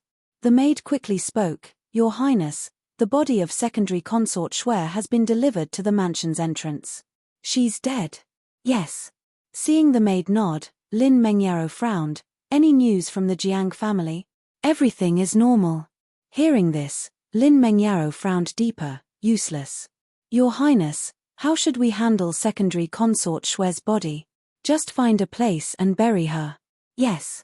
As Lin Mengyaro spoke, the maid wanted to say something. But meeting Lin Mengyao's gaze, she remained silent. Jiang Yang died, Shueru died, Now Lin Mengyaro was the only princess consort in the Prince Qing mansion. Although Lin Mengyaro was also a side consort, no one dared to address her as such in the current mansion. They all addressed her as Your Highness. After the maid left, Lin Mengyaro returned to her room. Xiao Juanhao was leaning by the bed. Hearing the movement, he softly asked, "What happened?" "Your Highness, secondary consort Shui is dead." "She's dead?" Hearing Lin Mengyao's words, Xiao Juanhao, who had been resting with closed eyes, opened them. Seeing Lin Mengyao nod, he nonchalantly said, "Well, if she's dead, she's dead." From the moment Shui Yu was abandoned by the Shui family, Xiao Juanhao felt nothing for her. Seeing Xiao Junhao's indifferent expression, Lin Mengyao's eyes revealed complexity. She always knew he was heartless, but she didn't expect him to be this cold. Regarding the affairs of the Prince's Qing mansion, Jiang Peihuan was unaware. Having stayed in the general's mansion for some time, Jiang Peihuan didn't linger this time. After Liu Xin returned 3 days later, Jiang Peihuan and Xiao Nanye returned to Cheng mansion. But as Jiang Peihuan alighted from the carriage, she saw a palace made from Kuan-Ning Palace waiting. Seeing Xiao Nanye and Jiang Peihuan, she hurriedly approached. "Greetings, King and Queen Cheng. Why aren't you serving the Empress in the palace? Why are you here?" Xiao Nanye inquired immediately upon seeing her. Seeing her, Xiao Nanye spoke directly.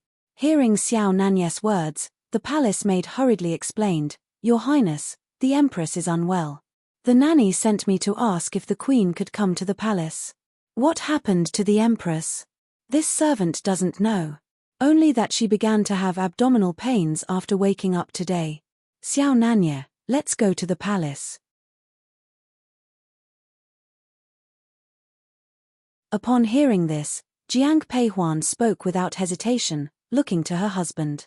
Xiao Nanye nodded, and both got back into the carriage. Previously, Jiang Peihuan visited the Empress daily.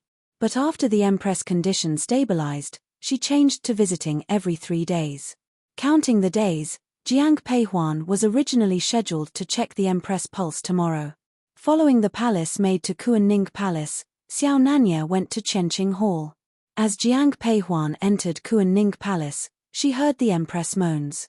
"Queen Cheng, you're here?" The people of Kuan-Ning Palace saw Jiang Peihuan as their last hope. The old nanny's eyes were filled with excitement upon seeing her. Jiang Peihuan approached the bed and after paying respects to the Empress, she immediately checked her pulse. While doing so, she couldn't help but frown. What did the Empress eat these past few days? Hearing Jiang Peihuan's words, the old nanny quickly called the maid responsible for the Empress meals.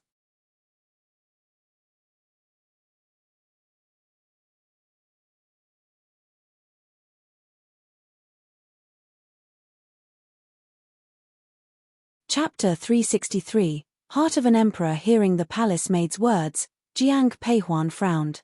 "Huan did I eat something I shouldn't have?" Having experienced several similar situations before, the Empress had become familiar with Jiang Peihuan's character. So after the old nanny left, the Empress immediately asked. Upon hearing this, Jiang Peihuan nodded. "Your Royal Majesty's diet was initially fine. However, after you became pregnant, the Imperial Kitchen started preparing nourishing food for you, which was alright. But, in yesterday's stew, they added mung beans and astragalus. Although there's usually no issue with these ingredients, if consumed frequently, they can be too cooling and cause stomach pain.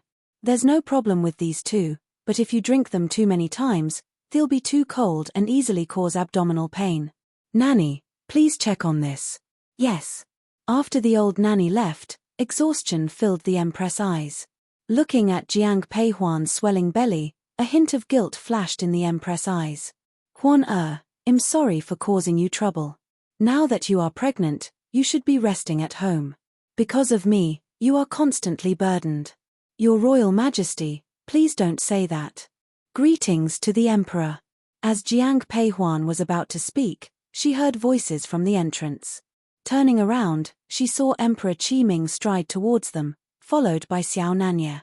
Upon seeing Emperor Qiming, Jiang Peihuan immediately stood up. "Greetings, Your Majesty. Get up." The Empress tried to stand as well, but Emperor Qiming held her hand. Empress, given your condition, you need not be overly formal. After the Empress lay back down, Emperor Qiming turned to Jiang Peihuan. How is the child in the Empress womb? Everything is fine. From the Emperor's question, Jiang Peihuan realized he was unaware of the Empress' stomach pain. Therefore, she didn't elaborate. Indeed, upon hearing her response, the Empress visibly relaxed. However, during the ensuing silence, Emperor Qiming suddenly asked Jiang Peihuan, "Do you know if the child in the Empress' womb is a boy or a girl?" Hearing this, Jiang Peihuan was taken aback. But she quickly replied, "Your Majesty, my medical skills are not refined enough to determine the gender." In reality, Jiang Peihuan could diagnose the gender. Her master, a renowned doctor, had taught her the technique. When she had just taken the Empress' pulse, Jiang Peihuan had deduced that the Empress was carrying a male child. However, she chose not to mention it to avoid any complications. After hearing Jiang Peihuan's response, a hint of disappointment flashed in Emperor Qiming's eyes, but he didn't comment further. He simply said to the Empress, "Regardless, the child in your womb is my direct heir. You must take good care of him."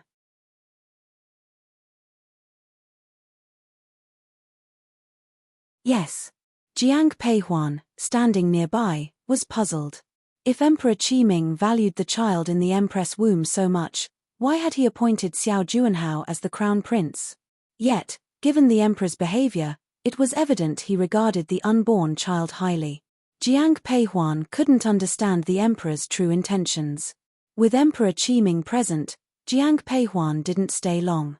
After paying her respects to the Empress, she left Kuanning Palace with Xiao Nanya. By the way, how is Princess Consort Meng? Imperial brother banished her to the cold palace. Hearing this, Jiang Peihuan felt that Emperor Qiming finally made a wise decision. After leaving the palace, the two directly boarded a carriage. However, as they traveled, Jiang Peihuan noticed they were not on the route back to Cheng's mansion. Curious, she opened the curtain and asked the man beside her, "Where are you taking me?" "You'll know when we get there," he replied. She chose not to press further. 2 hours later, the carriage came to a stop. What appeared before Jiang Peihuan's eyes was a courtyard, and right in front of the courtyard was a pond. Around this courtyard, there were several others. Some of these courtyards were bustling with activity, indicating the presence of residents. The scenery here was incredibly beautiful. Even though it was winter, everything looked lush and green. Jiang Peihuan had been in the capital for a long time, but she never knew such a place existed within the city. Turning to the man beside her, she couldn't help but ask, "Where are we?" "South Mountain." "Is this really South Mountain?" The Qi Kingdom was located in the east, with the West Mountain being a hunting ground. The south was near the sea, so residents of the capital rarely ventured to the South Mountain. And even if they did, they would stay close to the city. Jiang Peihuan had never realized that there was such a beautiful landscape inside South Mountain. Xiao Nanya assisted Jiang Peihuan out of the carriage and then looked at her, saying, "The scenery here is quite captivating. Would you like to stay here for a few days?" Yes. The surroundings were indeed beautiful, and Jiang Peihuan was very fond of it. However, observing the residences nearby, Jiang Peihuan couldn't resist asking, "Who lives around here?" These residences were built by members of the royal clan. Upon hearing this, Jiang Peihuan did not press further. What Xiao Nanya referred to as the royal clan meant they were members of the royal family. Jiang Peihuan followed Xiao Nanya into the courtyard. The first thing she noticed was a swing set designed like a long bench. She couldn't wait to sit on it. Leaning back, Jiang Peihuan found it very comfortable. Suddenly, she felt a gentle motion. When she looked behind, she saw Xiao Nanya, gently pushing the swing. Suddenly, Jian Peihuan felt her body sway slightly. Jian Peihuan turned around and saw Xiao Nanya standing behind her.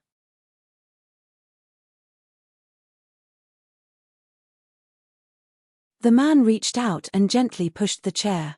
Han Feng and Yi Xiao, observing the scene, had already left to attend to other matters inside. Xiao Nanya was careful not to push too hard, but Jiang Peihuan felt it wasn't high enough. She called out, "Xiao Nanya, push a bit harder." Hearing her request, the man applied a bit more force. In an instant, Jiang Peihuan felt the swing arc higher. She felt the wind brushing past her ears. From her position, she could see the water in the pond and the flowers at the entrance of the courtyard. Jiang Peihuan was thoroughly enjoying the moment, but her serenity was soon disrupted by a voice from the entrance. "Who are you?" A woman in white walked into the courtyard. Even though it was winter, she was wearing a thin white dress. What struck Jiang Peihuan as even more odd was the white flower in the woman's hair, a clear sign that she was mourning someone's death.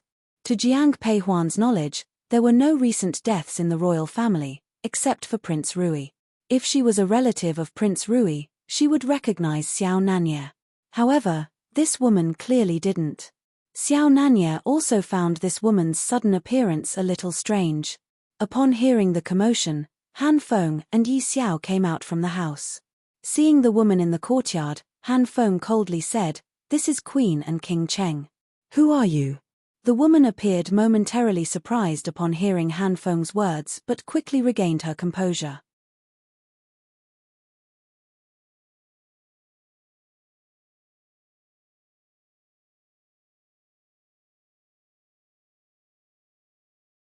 Chapter 364.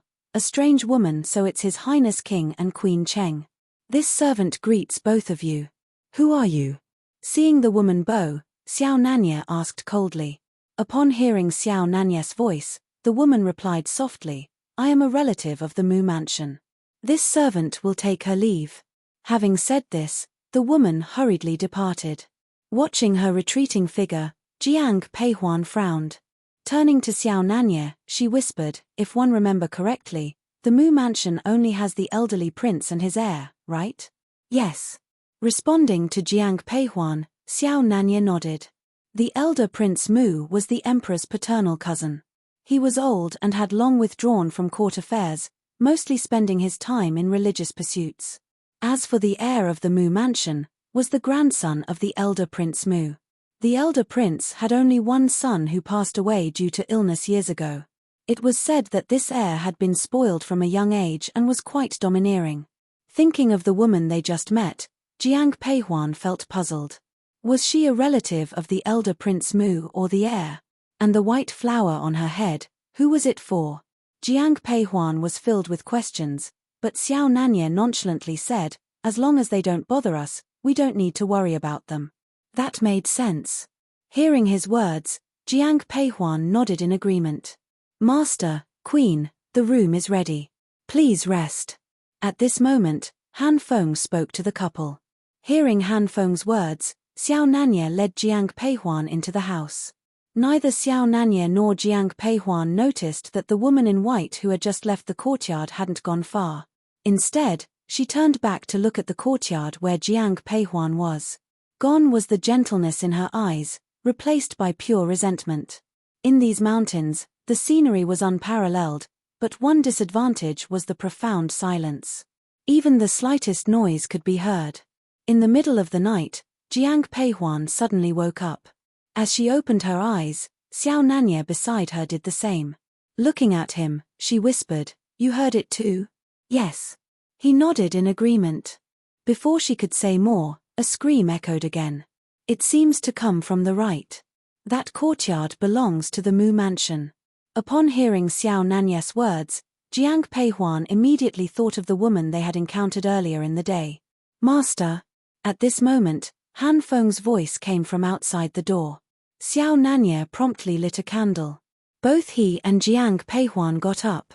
When they stepped outside, Xiao Nanye directly asked Han Feng, "Have you found out what happened? The doors of the neighboring courtyard are tightly shut. It's not appropriate for us to forcibly enter. After all, it was the Mu Mansion."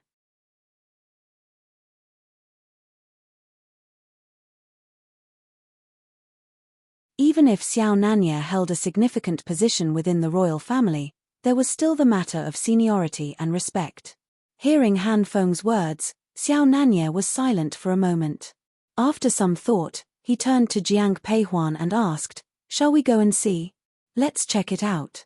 Without hesitation, Jiang Peihuan responded immediately. The disturbing noises meant she couldn't sleep anyway. Rather than staying put, it was better to investigate. Having made up their minds, the couple dressed and left the courtyard, heading towards the courtyard on the right. Han Feng knocked on the door for quite some time before it was finally opened from the inside. The door was opened by the woman they had seen during the day. She was still dressed in the same white attire, with the white flower still on her head. In the dark of the night, seeing such an outfit was eerie enough that even the brave Han Feng couldn't help but feel a chill. However, the woman in white seemed unsurprised by the arrival of Xiao Nanye and Jiang Peihuan.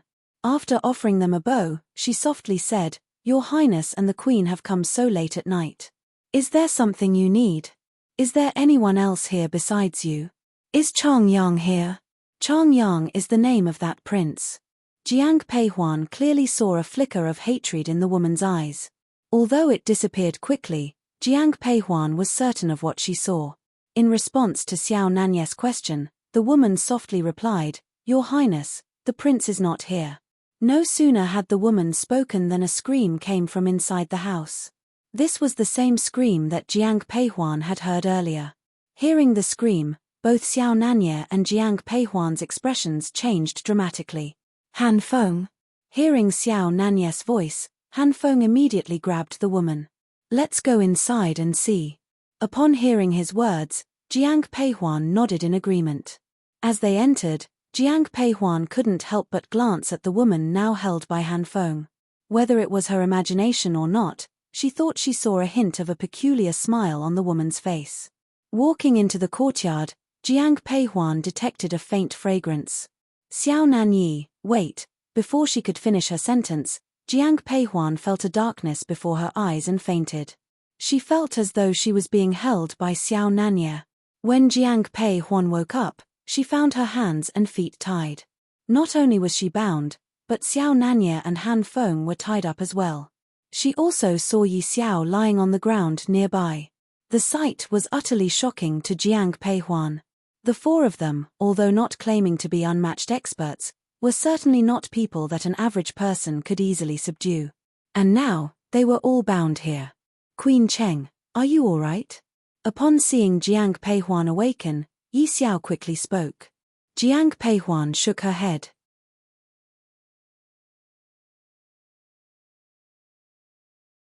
After waiting a while, seeing no signs of Xiao Nanye and Han Feng awakening, she couldn't help but ask, "Why haven't the two of them woken up yet?"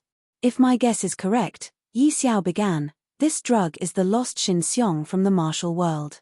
This fragrance was specifically crafted for martial artists. It has no effect on ordinary people, but for those trained in martial arts, its impact is quite profound. The higher one's martial skill, the longer one remains unconscious."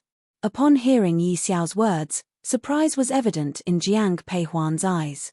Approximately the time it takes to brew a pot of tea later, Han Feng and Xiao Nanye gradually awoke. "Have you all woken up?" As Xiao Nanye and Jiang Peihuan regained consciousness, a woman's voice whispered close to Jiang Peihuan. The white curtain in front of them was slowly drawn back, revealing the figure of the woman. Yet, at that moment, Jiang Peihuan's attention was not on the woman. Instead, her gaze was fixated on a vase beside the woman. To be more accurate, it wasn't really a vase, but a person. The vase was as tall as an adult's waist, and at its opening was the face of a man. When the man saw Jiang Peihuan and the others, hope filled his eyes, especially when he looked at Xiao Nanye. His eyes were filled with excitement. "Imperial uncle?" The man inside the vase was none other than the sole grandson of Prince Wu, the heir to the Mu mansion, Chang Yang. As Prince Mu and the late emperor were of the same generation, by familial hierarchy, Chang Yang was indeed supposed to address Xiao Nanye as his imperial uncle.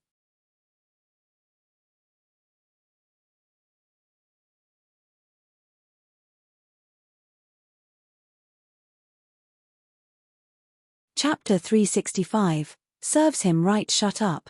Who gave you permission to speak? Chang Yang made a sound. The woman in white fiercely slapped him across the face. Instantly, a handprint appeared on Chang Yang's face. Yet, when Chang Yang looked at the woman, his eyes were filled with fear, devoid of any anger. Upon hearing the woman's command, he didn't dare to make a sound and instead looked towards Xiao Nanye with sheer terror. This scene made both Jiang Peihuan and Xiao Nanya and others present display a grave expression. Jiang Peihuan, being a doctor, realized why Chongyang was in the vase. Just like consort Qi before him, he had been transformed into a human vase. The woman in white then turned her attention to Jiang Peihuan and Xiao Nanya. To be precise, she stared intently at Xiao Nanya. Hatred filled the woman's eyes. She slowly approached Xiao Nanya, and as she stood next to him, she took out an axe. Raising the axe without uttering a word, she attempted to strike Xiao Nanya. Seeing this, Jiang Peihuan urgently exclaimed, "Stop!" Hearing Jiang Peihuan's voice, the woman halted her actions. But as she turned to look at Jiang Peihuan, her expression was utterly cold. Taking a deep breath, Jiang Peihuan addressed the woman, "A debt has its debtor, and vengeance has its cause. Can you tell me why you wish to kill my husband?" Upon hearing this, the woman's face fluctuated. After a brief pause, her eyes ablaze with anger, she declared, "I want to eliminate all these wealthy heirs." "Why?" This question from Jiang Peihuan was filled with confusion. Upon hearing it, the woman in white suddenly lowered her axe. She took a seat on a chair nearby and, finally looking at Jiang Peihuan, said, "If you want to know why, ask him." With her last words, she pointedly glanced at Chongyang inside the vase. Smiling, she added, "Young prince, why don't you tell the queen the reason?" Chongyang's eyes were filled with pain and a hint of regret, but he remained silent. "If the young prince won't speak, then one will," she continued. She then introduced herself to Jiang Peihuan. "My name is Bai Ling, from Bai's village in the capital." Through Bai Ling's recount, Jiang Peihuan learned the cause of the enmity. Bai Ling was once a common village girl, leading a happy life with loving parents and a devoted husband. However, all of this was ruined by Chongyang. Struck by Bai Ling's beauty upon first sight, Chongyang wanted to take her for himself. Upon learning she was married, he ordered her husband to be killed. And that wasn't all, he later ordered the deaths of Bai Ling's parents as well, forcing a now alone Bai Ling into his residence. Because of him, one lost the child one was carrying, Bai Ling confessed, her gaze shifting to Jiang Peihuan's abdomen. "I was ready to die, but one couldn't accept it."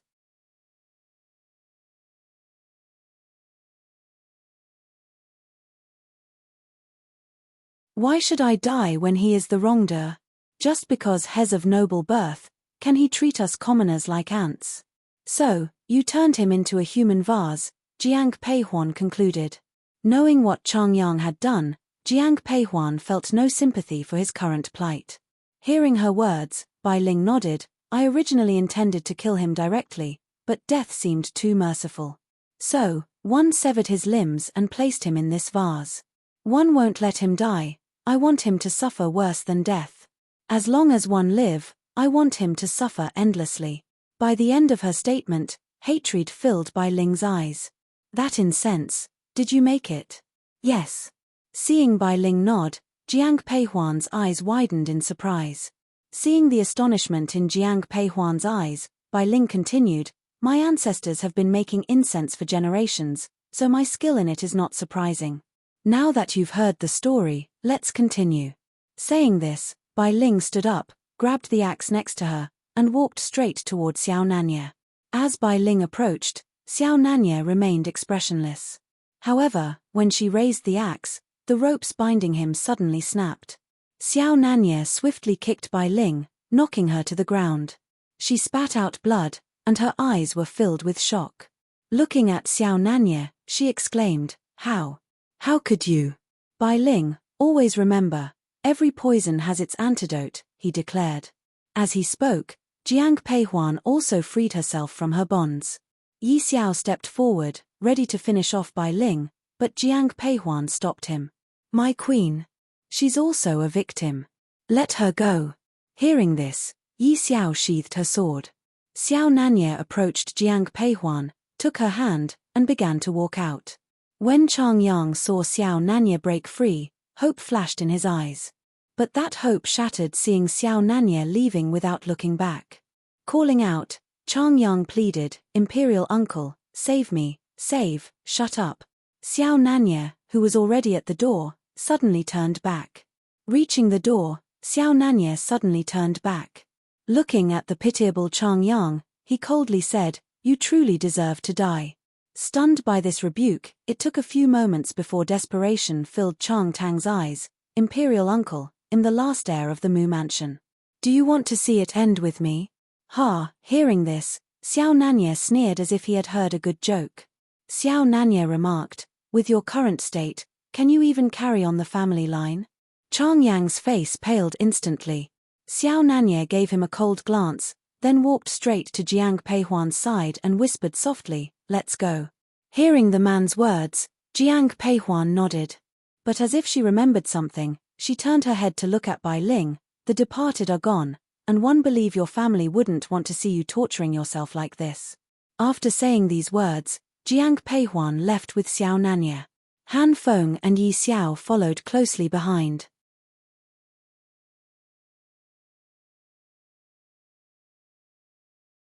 Watching Jiang Peihuan's receding figure, Bai Ling's eyes filled with tears. But when she turned to see Chang Yang, a malicious look appeared in her eyes.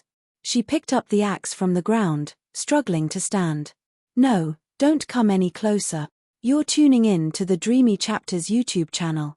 We're so grateful for your support, and don't forget to subscribe to join us on this incredible journey through captivating stories. Your generosity through donations truly makes a world of difference, as it's the primary source of revenue that allows me to expand and enhance this channel for you. Thank you from the bottom of my heart for being a part of this adventure.